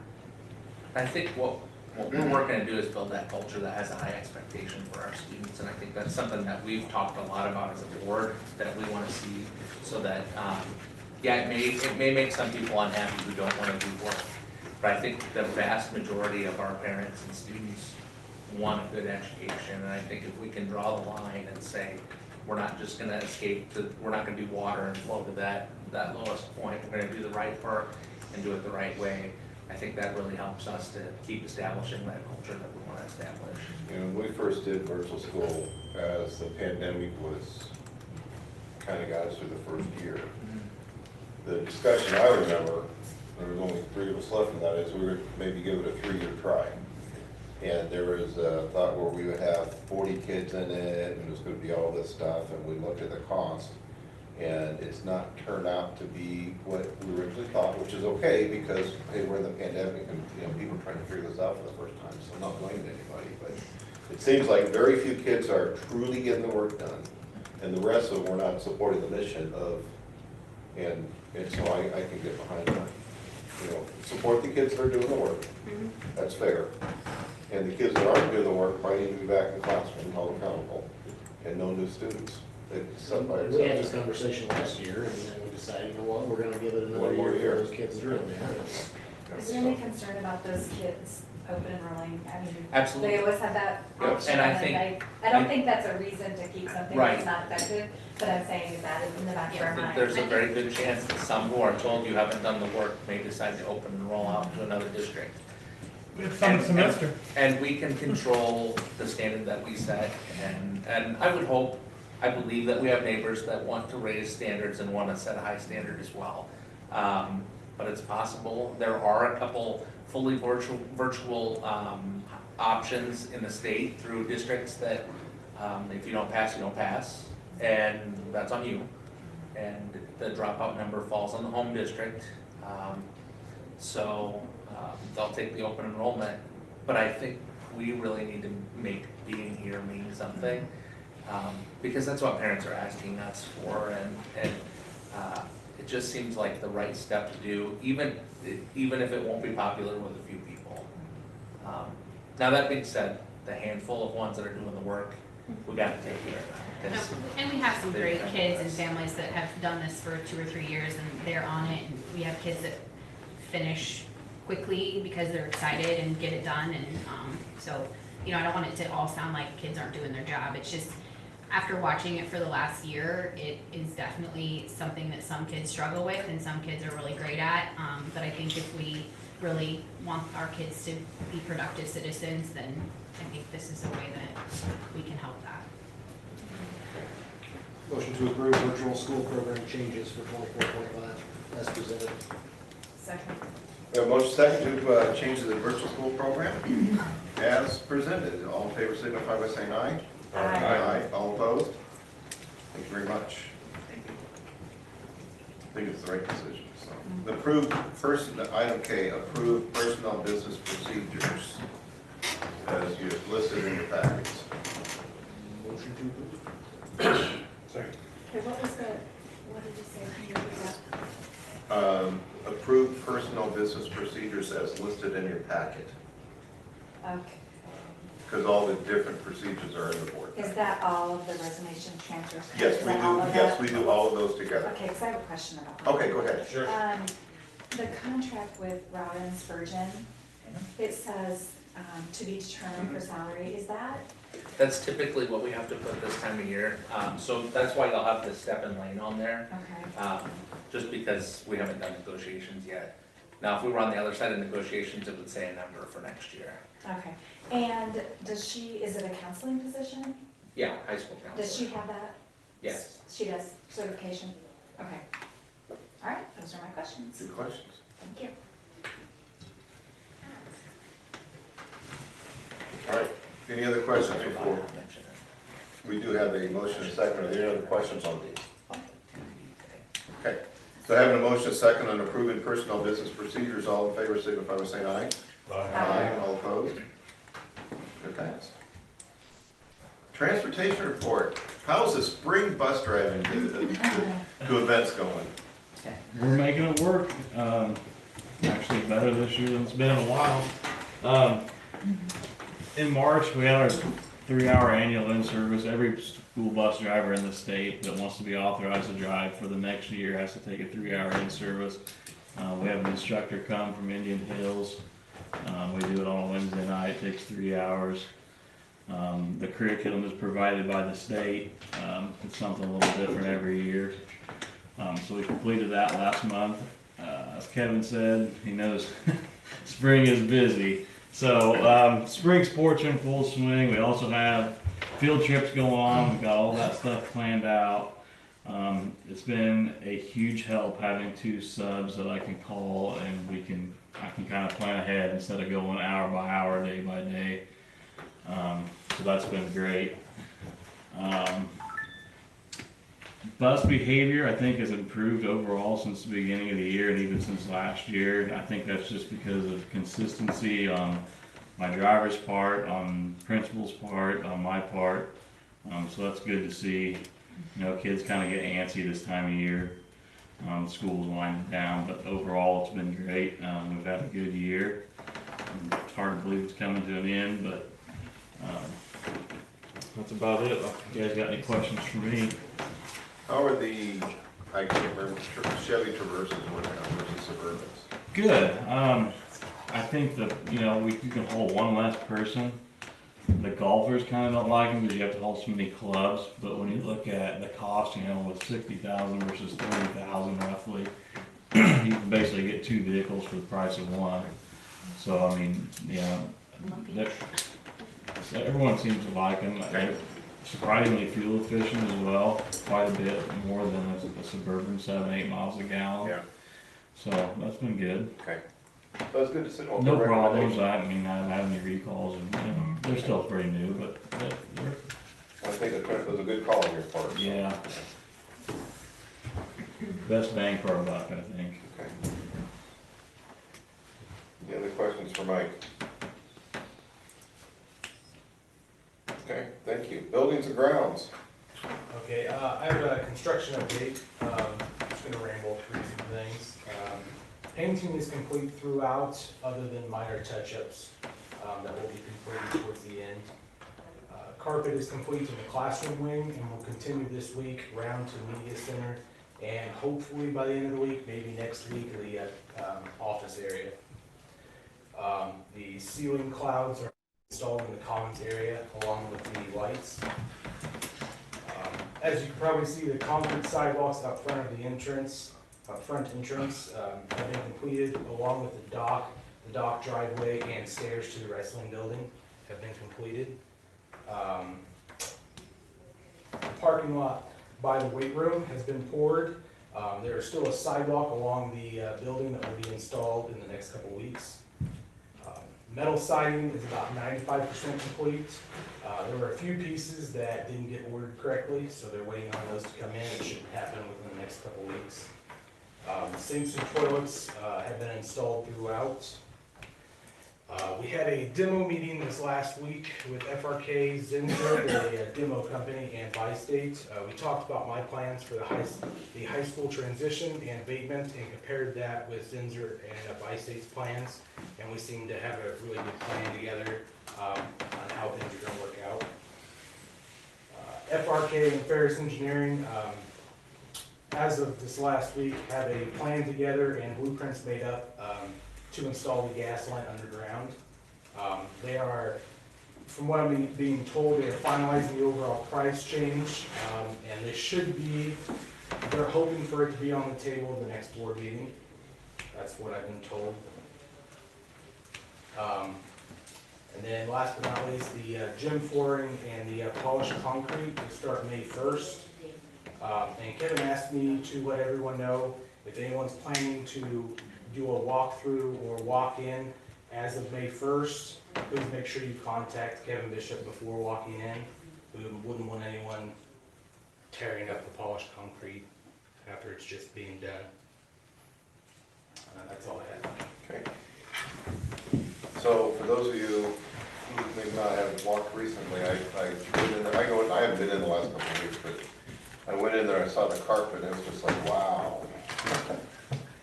It's nice, and it kind of fits the theme of the hallway. So it's got some black, it's got some. It's very.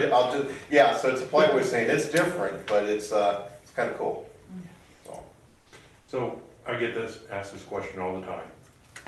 When's the old high school coming down? Actually coming down. Yep. Around July 1. They'll start some preparations. We've got. Of course, we have the building through June 7th to get all of our stuff out and everything like that. Starting June 10th, abatement will start. Abatement scheduled from June 10th through June 21st. During that time, Bi-State and Zinsser will start piecing some of where they're going to split it on the outside. They're going to start piecing stuff together, taking stuff out on the inside that has to be taken out before demo. And then after June 21st, Zinsser will come in and do probably a 10-foot window on the other side, north side of the auditorium, where it will be separated out and kind of get it away. And then usually probably around July 1st is when we'll start actually tearing down. And I think they estimated 2 to 3 weeks to have it all the way down. What is it, like 400 or 500 truckloads? Yeah. Oh. It's a good time to go on vacation. I would think it'd be more than that. Get out of here. In that meeting, he said, probably 2 weeks, a week to have it all sorted out, the recyclables, rebel and whatnot, and then.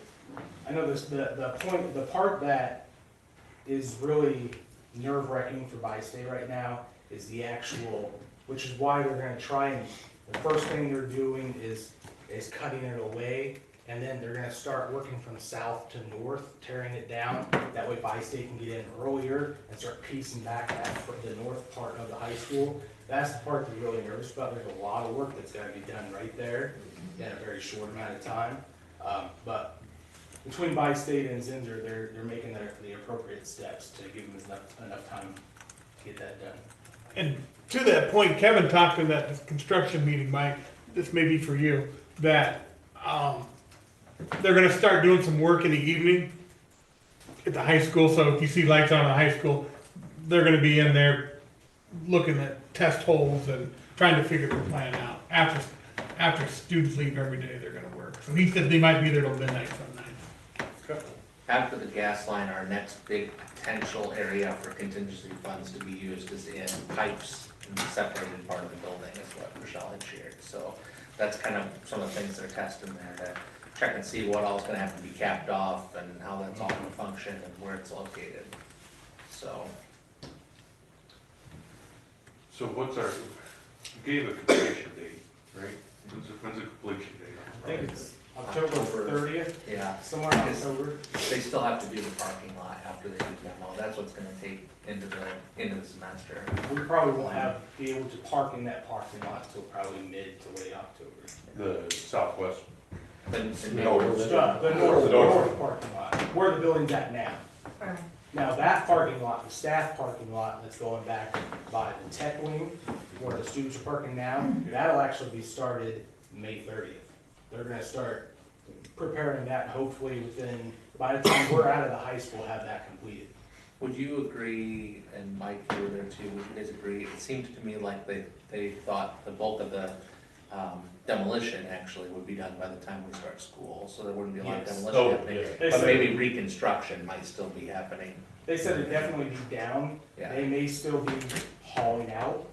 There may be some trucks coming in and out, stuff like that. I mean, that's gonna take a while to move 400 or 500 trucks out. I think they planned on having 15 to 20 trucks at a time. They're gonna borrow some of Joiner's trucks and pull in all of their own trucks. So they'll have a lot of moving at one time, but it's gonna take a while to pull it all out. And they've already coordinated with Hawkins as far as routes to go to dump debris, so they've already got that piece out. Are they taking up the fairgrounds? Yeah. So as far as student distraction. There'll still be some distraction, I think, since they'll be probably hauling some things out, at least for the first couple of weeks, but It'll be on the north side. yeah, just kind of shifts that a little Parking's bit. still gonna be An issue. bad till October. for a few months next school year, but we just gotta hold out till that date. It's just part of the PE program, they can walk a little further. Just look at the end goal. The end goal will be good. Perspective, I like it. We're getting there, I though. walked to school, back uphill a little ways. So I probably had Wonder Bread on your feet. I also had to walk downhill, because I had to go over and hill and back, so it was up and downhill both ways. so. And you carried hot potatoes and eggs for lunch, right? No, I didn't. I ate hot lunch, we had a pretty good hot lunch program, so. Okay. All right, so anything else from Aaron? Y'all lined up for all your summer projects? Yeah, Okay. we're going. Kinda nice to have the 5-year plan, so you can have all the bids ready to go by this time of year. That's awesome. No, it's nice. All right, principal reports. So I don't have a principal report because I've been doing every other state report under the sun.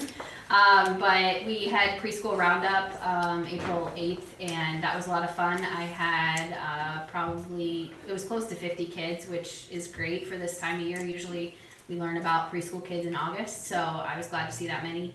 We can hold up to 60 in our 4-year-old program in our building, so that's exciting. I've been working with the instructional coaches about some professional development. As you saw in some of the reports, we had a pre-K-12, what's called the Writing Revolution, which we're implementing and continuing through May, and then also next year, which I'm really excited about, bringing some writing strategies into all content areas. It's been a really great thing, and I'm excited to keep doing that. So lots of state reports this time of year, and something that you'll see here before too long is what's also called our special education delivery plan. So that has to go out for public comment, and then we'll bring it to you to approve. But just so you know, when you see that come out, it's just one of the stipulations you do every 5 years for different planning, reporting. learning lots about all of these things. So that's about all I have. I didn't have much either. I know I put a ton in there, but the one thing I would just be really glad to tell you about, you maybe saw our post on Facebook, our kids really worked hard last week on those Iowa assessments, and our teachers were spot on. Julie came down and did fidelity checks, and she stopped in and she just said, hey, everything looks great, everybody's doing a great job, and that's just not, that just doesn't happen by chance. It's a big building, it's a lot of people, we divide kids up into small groups, we work through interventions. Cameron enters all that stuff on the computer for us, so I would just tell you, just a good opportunity to see how our teachers rise to the occasion. And I could not leave out Jenny Durham. She was the second person in our building and helped orchestrate all that with me, and it was a great week. It was exhausting, but it was a good week. Never once had an issue with the student test. Teachers would send me messages later on in the day. I'm so proud of my kids. If you get a chance, stop in and tell them you heard what a great job they did, and lots of positives. So is every first grade kid getting a pair of shoes? Every first grade child does get a new pair of shoes. That's pretty awesome. The Bridge Church does that in numerous. They do that in Ottumwa, they do that in Oskaloosa, they do that here. And we got to pick the grade level in years past. We've done second grade or third grade. I kind of look to see maybe where we have a bigger need, and they're always very open to that. I didn't know they did that. Yeah, Wow. yeah, neat work there. I'd echo in our building what Terry said, and we've got a few that are making up the tests that were absent for a variety of reasons, and so Andy's working on getting those made up this week, but same thing in our building. Jill and Mark walked through, and the kids seem to really be trying this year, so it was really good. So hope our scores reflect that. I always hope that. So Terry was in our building today working with Andy and Mrs. Osleeson on the Gear Up grant, so they've got a summer school plan hammered out. So I didn't set in on that. Terry did. Andy said it went really well. The main idea, I think, and this is just sharing, so it's not decisions done, but we just talked about there's a number of students who have failed. And so there has to be some accountability for failure. So we're talking about a summer learning camp to get those kids at that intervention level, what they're missing, get that core instruction back, and I mean, there's a large number of students, and I know where those kids came from. There's no reason for that, so we gotta get that going. Say, I know you. It's a good program. We're so fortunate to have the Gear Up grant and to have the resources to be able to offer that. And like I said, they spent some time this afternoon knocking out a plan that they shared it with me, and I think it looks great. So I'm excited for our kids to have that. So we got our career day. Mrs. Mitchell and Mrs. Osleeson are working on that. We're excited because it follows right in with the plans that Julie talked about earlier, getting them earlier to plan for what they want to do. When you talk to those middle schoolers, most of them will tell you they don't have a clue what they want to do.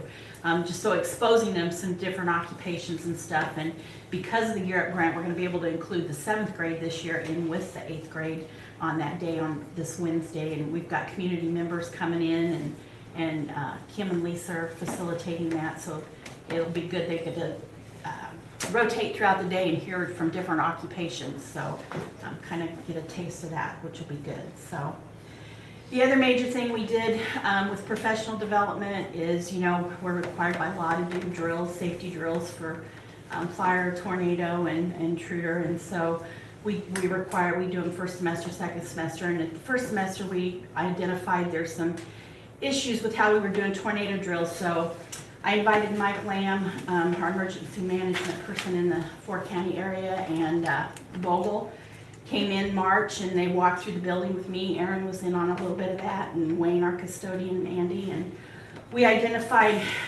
the safety areas in our building for teachers to take kids. So on our last PD day, we walked all the teachers through we walked through the whole building and looked at where the areas are and what we should do and how we should handle things. So I was proud of my teachers on the next day. The 7th and 8th graders have been in the building, but 6th grade teachers then, because it was a big shift in what they were doing, literally every class period walked their class to the area to show them, because it's different for every room you're in. So they took the kids and showed them where to go, so have that plan in place, and hopefully, we never have a tornado like Seymour did, but our staff knows where to go and how to keep kids safe, so I just wanted to bring you up to speed on that.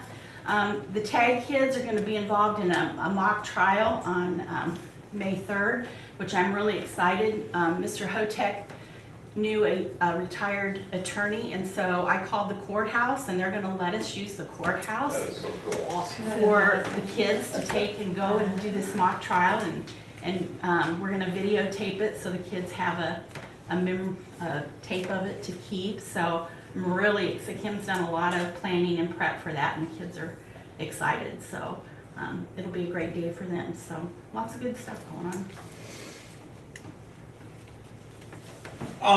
Most of my stuff is in my report. One thing I would add, I learned today that we had a student, Noelle Craver. She got selected to, she's one of 7 2A students that's going to be all-state in art. She's going to have some stuff displayed. I'll have more details about that. The Des Moines Art Festival, she'll have some of her work displayed up there. So that was kind of a new addition. I would echo everything I've heard about ISAPs. You know, I thought our attendance was much better than normal this week, which is good. Kids worked hard. It was nice to have Julie Mark in the building walking around. I think the kids noticed that kind of stuff, and that, you know, we're paying attention to that. Mr. Clark and I did meet with representatives from the Fellowship of Christian Athletes. We have a program at the middle school currently. We had one at the high school a couple years ago. We lost, you know, we had some staff turnover. They reached out about bringing it back, and we were kind of receptive to that. And, you know, when you listen to their message about creating leaders, I think that's what we want to do with our kids. So they're going to have some preliminary meetings this spring and hope to really get it going next fall. One of the things we did after spring break, we took a little bit of class time for a couple of days, and we just kind of reviewed some handbook policies with kids and refreshed their expectations, and it was good. One of the things that came out of that, we looked at some of the handbook policies that we thought, man, are they still what we think they should be? So we're going to do some work on addressing some new handbook policies, and I think district-wide we got some things we're going to do with that. And then, yeah, the career fair, that was a pretty shining moment for us. I thought, you know, Jill Whistler and Savannah did a lot of work, and there was other people behind the scenes that did a lot of work with that. We had one a few years ago. I don't know if you know the history of this. We had one, I think 6 years ago, that was not very good. It wasn't a very good experience for anybody, and I was pretty skeptical. But as part of our Gear Up thing, we talked about it. Yeah, we're going to go with a career plan. We had good people planning this one, and it was, I thought it was a huge success. One of the things that I liked about it is before it was over, we had people calling us saying, hey, we want to be involved next year. I mean, we literally had 4 or 5 messages of people saying, we want to be involved in this next year. So the day after, we sat down and kind of debriefed a little bit. We would like to make it an annual event. One of the things we talked about was, you know, maybe setting a date every year so we know what it is. You know, I think that helps instead of trying to pick a date. So we've narrowed it down to a couple days. We're going to try to get it on the calendar. This will be our career fair. We've talked a little bit about expanding it, you know, after school hours, maybe invite the public in for more of a job hiring event. So we'll see how it works. I think our new space will be nice. We can get some more people in there, but it was good. I mean, we had, I'd hate to guess how many different trades and colleges we had represented, but everybody was really nice to our kids. Kids were good to them, asked a lot of questions. We had a lot of kids that I think came out of there with some good ideas. So it was a real win for us. So. I heard a lot of positives in the community from the people that were, you know, had displays or. You know, we had 67 vendors, I think, Yeah. and, you know, it was a beautiful day. And one of the things that I commented multiple times was, you know, some of these guys, these roofers could be out and working. They have better things to do in this nice weather, but they chose to come and spend it with our kids. And that was good. And like, kind of like Rhonda said, Vern Milburn was there with the fire department, and we started talking about the new building. So in July, he's going to come over and we're going to walk the building. and look for tornado areas and look for the best fire escape. So that was just a connection I made at the fair. One of the neat things that I really liked, and a lot of the vendors liked, we had stickers. If you were a CHS alum, you got a sticker that said CHS alum. And I had several people say that they really thought that connect. Kids looked at that and said that, hey, just like you. So it was good. All right, questions for Brad or any of the other principals? All right, thanks for the reports. Superintendent report. So I have to, that Brad stole 3 of mine. So now it's still like to be a takeaway. Oh, man. But that was great. I do want to echo the piece on the tornado and fire review. We've talked about just reviewing those policies this summer to make sure that we're in the right places. There's different guidance now than there used to be on some of the, especially the tornado stuff. So just taking a review. Strangely enough, I never thought going into superintendency that I would be making calls with fellow superintendents about, there's a thunderstorm coming, what are you gonna do that day? But after, I had a friend who had kids on a bus staring out the window at a tornado last spring. And so that is kind of one of the realities when now we can kind of predict that weather a little better than we used to be able to. So I was really appreciative, and I just want to shout out Mike Lamb, because he called me the night before what was kind of supposed to be a pretty crazy storm.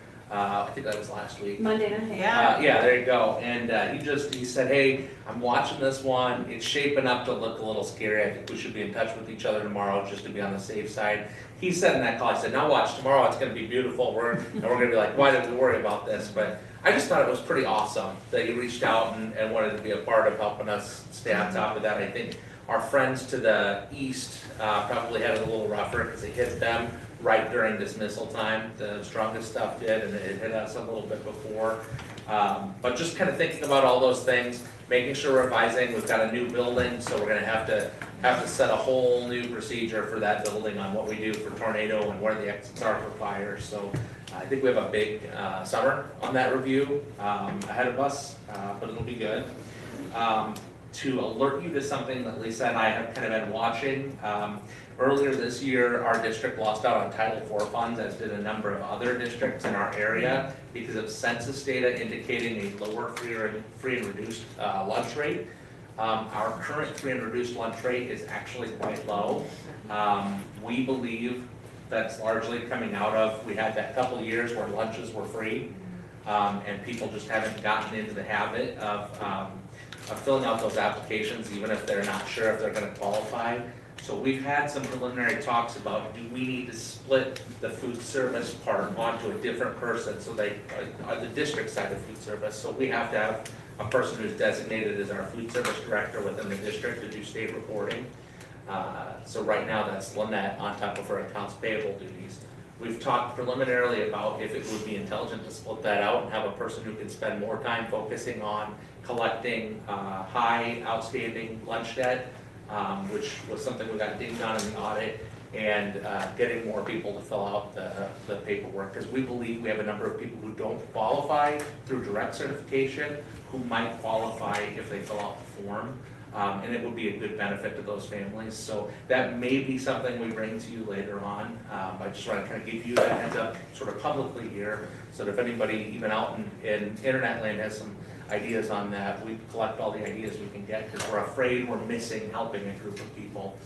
On another item, I think Brad mentioned the handbook thing. The AEA put out an email last week. They're going to host a handbook session. They're bringing in some Allers folks and some Association of School Board folks to meet with school teams to revise their handbooks, and I know that's something that we as a board that the board really desired to see some revision going into next year. So we've kind of started planning as a team so that some of us can go to that and start that work. There is a IASB recommended starting point template that we've talked about trying to move to using that template to put our material in. As an admin team, we've spent a lot of time looking at discipline and attendance policies to align them throughout the districts. So right now, secondary and elementary have 2 separate attendance policies. So we want to align that as one. And we worked through that with we're going to work through that with our board policies, so putting that into the handbook as well. So that'll be good work for us. I know we've also gotten Brian Baker involved in that conversation with our team. So he's kind of, I told Terry she's gonna have to not move out of her office too early, because if she does, then that guy won't spend any time with his family this summer. So I'm following the guidance I've gotten from y'all, and we're gonna kind of push it on him some. Julie and the principals did a wonderful job coordinating ISASP. I got to do a couple walkthroughs. Julie was gracious enough to let me do some of those and get to be a part of it. And honestly, they had it together. There's a lot of testing security with ISASP, probably more than is healthy, I think. I think the testing folks won out over what's just plain good for kids some, when our state adopted the rules for that. But they crossed all the T's, they dotted all the I's. Everything was in place to avoid testing improprieties. So really great work with a really wacky amount of security. Honestly, double locked doors for testing tickets that aren't in use and all this stuff. The treasury might be easier to get into than the testing ticket room. There was a bill, I know you've probably followed kind of the end of the session. There was a bill that passed late on arming teachers. There is still no insurance company in the state that will cover a district that does that. Just to kind of give you the update on that, and I know that it sounds like that topic probably pick up steam around the state, but it's still not something that EMC and other companies, at least the ones that I've heard of and the ones that have been shared with us, are interested in supporting. One kind of last thing, and I saved it for last because I don't want to be too alarmist with this, but I've kind of shared in my weekly updates that I'm working with Indian Hills on an agreement for the baseball field for usage of that. I did get a number from Indian Hills today for the proposed amount for the next 10 years to continue to use it. They're looking to make upgrades to the seating and the lighting, and they're asking for us to contribute 1/4 of the cost. For that upgrade. It would equal $31,250 per year. I shared that that's probably going to be a difficult number for us. At this point, with it being a rental, we can't use PEPAL funds. It would have to be general funds. I think they're trying to find a solution for them, but I shared that for us, that might not be a solution that works too well. We kind of ended, I would say we ended the meeting with, we're gonna have to come back to each other with numbers that we can talk about. I'm not trying to throw anybody under the bus there, I'm just saying, we may have to think about other options, because $310,000 over 10 years is probably not the direction that we want to go in a facility that we have no ownership to. Anybody want to weigh in on that one before I do? What do we pay right now? The agreement's for $5,000, so the Buildings and Grounds Director over there had shared that 4 years ago, he and Rich Parker had made a deal that because they use our turf to practice when it's too wet, and they use Lakeview Gym for their district wrestling meet, that they wouldn't charge us that $5,000 if we didn't charge them for that usage. So we haven't paid it, we haven't gone back and looked how many years expenses we paid it. We know we didn't pay it last year though. That went up it by 6 times. Yeah. Makes sense for something that we had no ownership in. And I'm hoping, coming out of that meeting, that maybe we established, that's not really in our budget. I talked about the fact that it's general budget expenditures and that, we haven't had state supplemental aid increases to keep up with cost of living increases for our teachers, so that'd be tough for us to be able to swallow. I'm hoping that maybe gets us to where we can find an amicable place that we can agree on. What about for this season? So Matt was very clear that they're not pulling the rug out from underneath us for this season or anything. Like, we've got a place to play. He was super clear that they're not gonna, I don't want to say, they're not gonna put us in a bad spot, I'll say. I just saw go fish. Okay. Somebody else before I give my dissertation? Let anybody weigh in that they want to. All right, first of all, Mark and I have talked about this, and We're gonna make this a regular discussion item next meeting. And we need a lot more information. When Mark first told me a couple of weeks ago, they were talking about maybe $10,000. Then last week it went to $25,000. Today it went to $31,000. They'd peel me off the ceiling. I am in no way at all going to approve $31,000 out of our general fund to do that. That rent right now is $5,000. They want to take it to $31,000? That is preposterous. If they have failed to maintain their facilities, that's their fault and not our responsibility. If you go out here to the strip mall, and from Subway down to the Mexican restaurant, if that landlord fails to maintain the property and comes in and says, we need to spend all this money on our parking lot and our roofs, we're gonna raise your rent by 600%, every one of them would move out. This community had an 80% bond approval rating to build their facility out there, and this is what we get in return for overwhelming support for them, is a 600% increase in our rent. We're renting it for a reason, we're not owners. It is absolutely wrong for them to do that, for as much as this community has supported that school. And what I hear is the word is, we want to be partners with you. And you know what I hear anymore when they say, we want to be partners with you, is we want you to fund things. We want you to pay for it. And if we're going to make a mortgage-like payment, we need to own our own facility. Because that is ridiculous. We have 3 state championships in that sport since 1988, and a bunch of other tournament appearances, and it doesn't say Big Red anywhere on that. Nowhere. And that's just, after everything this community has done to support Indian Hills, to do that to this community is ridiculous. If we pay that out of, the only way we can pay that for is out of general fund.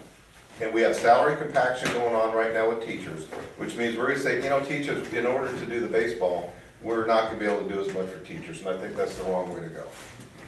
Okay? Right now, what they're proposing is that rent would cost $1,400 per game. Our gate is like $200 a game. And for a double header, it's $2,800 for the double header, and you pay your gate once. So I do want to put a piece on that. That's varsity games, so we do have some JV games that I got to see. Yeah. So it does cut that about in half when we JV. Well, it's still, how much, what gate do you get for JV games? We don't. Exactly, so you're still not bringing the revenue.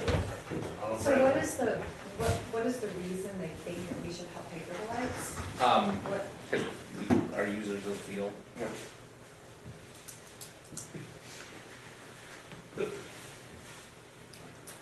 I did suggest near the end of the meeting that maybe we could talk further about numbers and see where we go.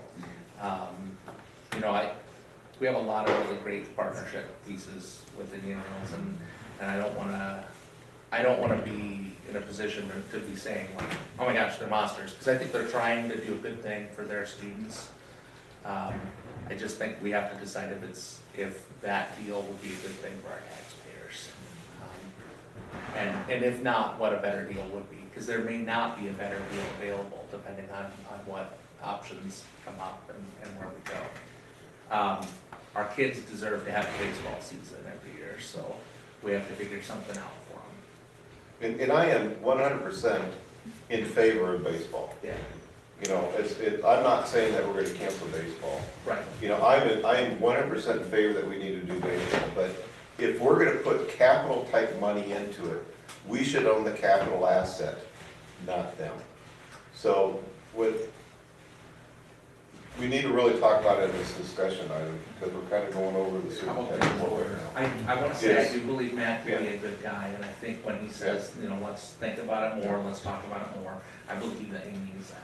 And I do too, but that's just, that, we can't afford that. We can't afford that.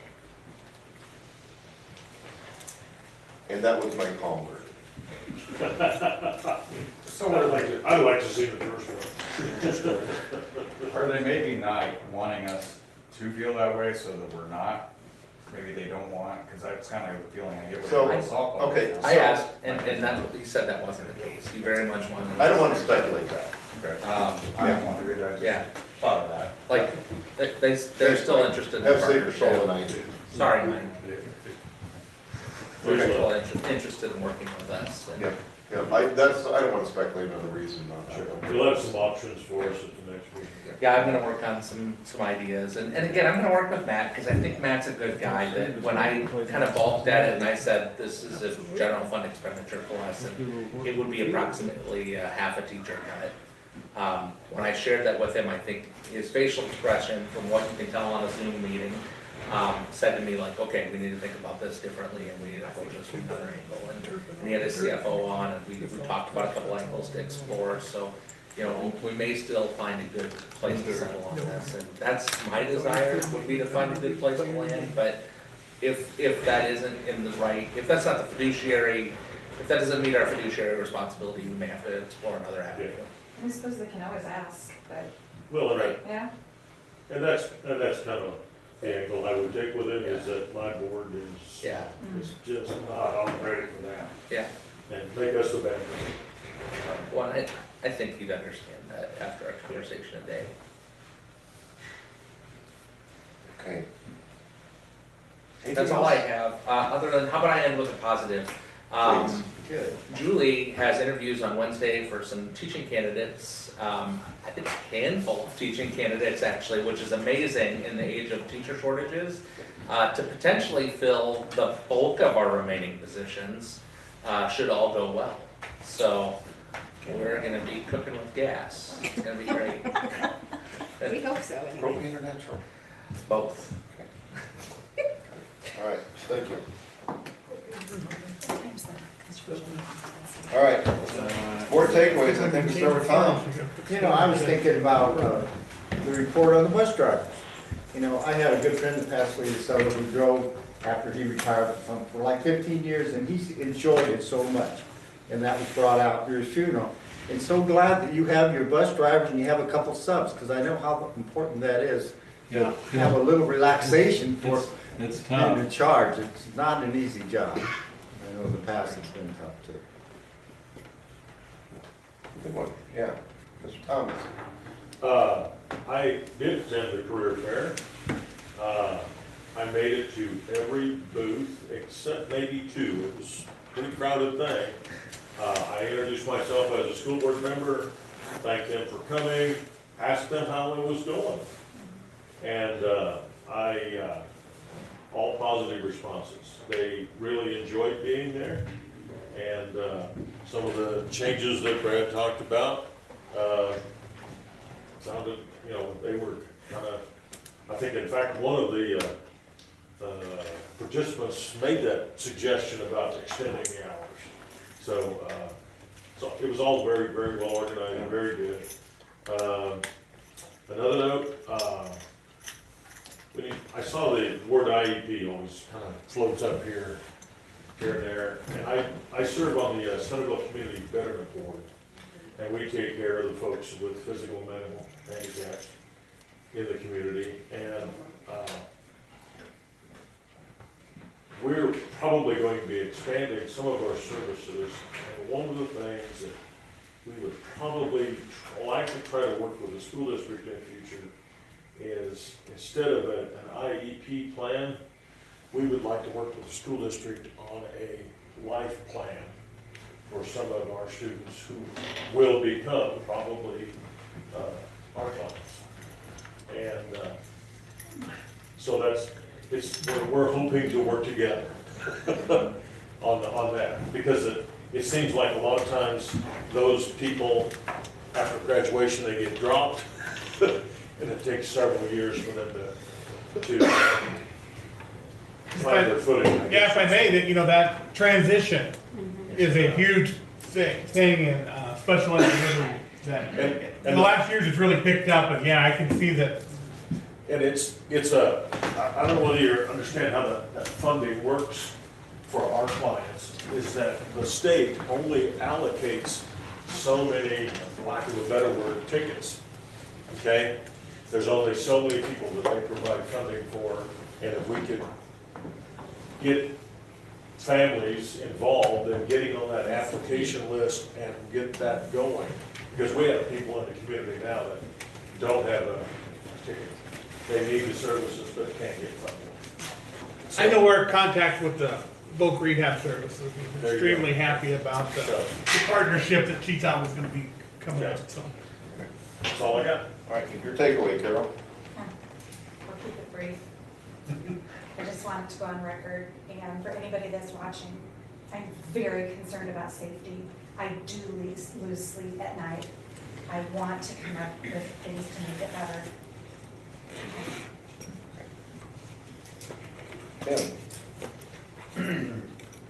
I liked, Brad said that him and Steve met with a Christian athlete organization. I think that's great. I guess I kind of have two here, but kind of to echo on some of the safety stuff, but Mark did say in his speech that House File 28 or 2586, which is the one that arms them, is a discussion that we have to have whether we get insurance or not. And I'll echo Carol with that. So that's what I got. I mean, that is true, by the way, because my understanding of the current wording is that a board will have to establish a policy either way. We're waiting for guidance from Hollers and from IASB, because right now, the way that it sounds like the law reads is a teacher could decide to get that, and if a board policy doesn't prevent it, then that would just be allowed, which then EMC would have to weigh that into the risk to decide how to assess us. So EMC and Allers and CUNY are working to get guidance out to schools on this one and help us know how to handle this new brave new world. Thank you. Derek? A lot of things I want to say, but I'm not going to. No, I just, yeah. Job fair, middle school this Wednesday. I'll play dual duty as a board member and as business member.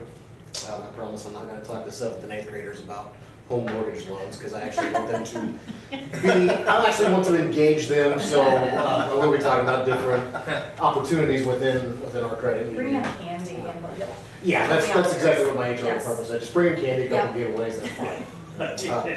And then I'd be remiss in the last 2 months, I've forgotten to do it, also Wednesday, which I don't think I'll make it, at our Rotary meeting at the hospital at noon, we are honoring our middle school and high school students of the month. So you are all my invited guests, even if I'm not there. You go in, it's meeting room A, and they go in the door to the left. But it's pretty cool to see those students show up, because they don't know that they're getting it until they actually get there, so it's always kind of fun. I still prefer to going into Lakeview when the whole family walks in, that's always kind of cool, but, so. And Mark and I are members too, I guess we can invite them too. Yes. We actually like people showing up. When they show. You know, a lot of good conversation tonight, a lot of good discussion, a lot of thoughts. That I think will be coming up, hopefully in some future work sessions and our upcoming workshop, so. Alrighty. So, mine's gonna be, on the DCAP. Julie, thank you very much. That's one of the board goals from our meeting, our work session 2 months ago, I guess. Is to work on the board getting more engaged in student success and student learning. So thank you for being part and helping the board understand some other academic things that are going on, so I appreciate that. What we probably need to do is to get out, I was just thinking about this tonight, some dates of when the board retreat's gonna be. And, You actually had set that on there? Yeah. So. But I may need to request that we move it, because I got an offer from leadership and from my principals for free from you and I, which is a pretty sweet deal. okay. And then, I guess the other thing is we can start putting the, on the agenda, so everybody remembers it, the date of the, IASB convention in November. That way, the dates are under the kind of usually. Okay. And obviously, probably, I guess, my other takeaways. We're still in 80th place, so, but we will adjourn with the motion to adjourn. Motion to adjourn. Second. We have a motion and a second to adjourn. All in favor signify by saying aye. Aye. All opposed? The next one, I'll be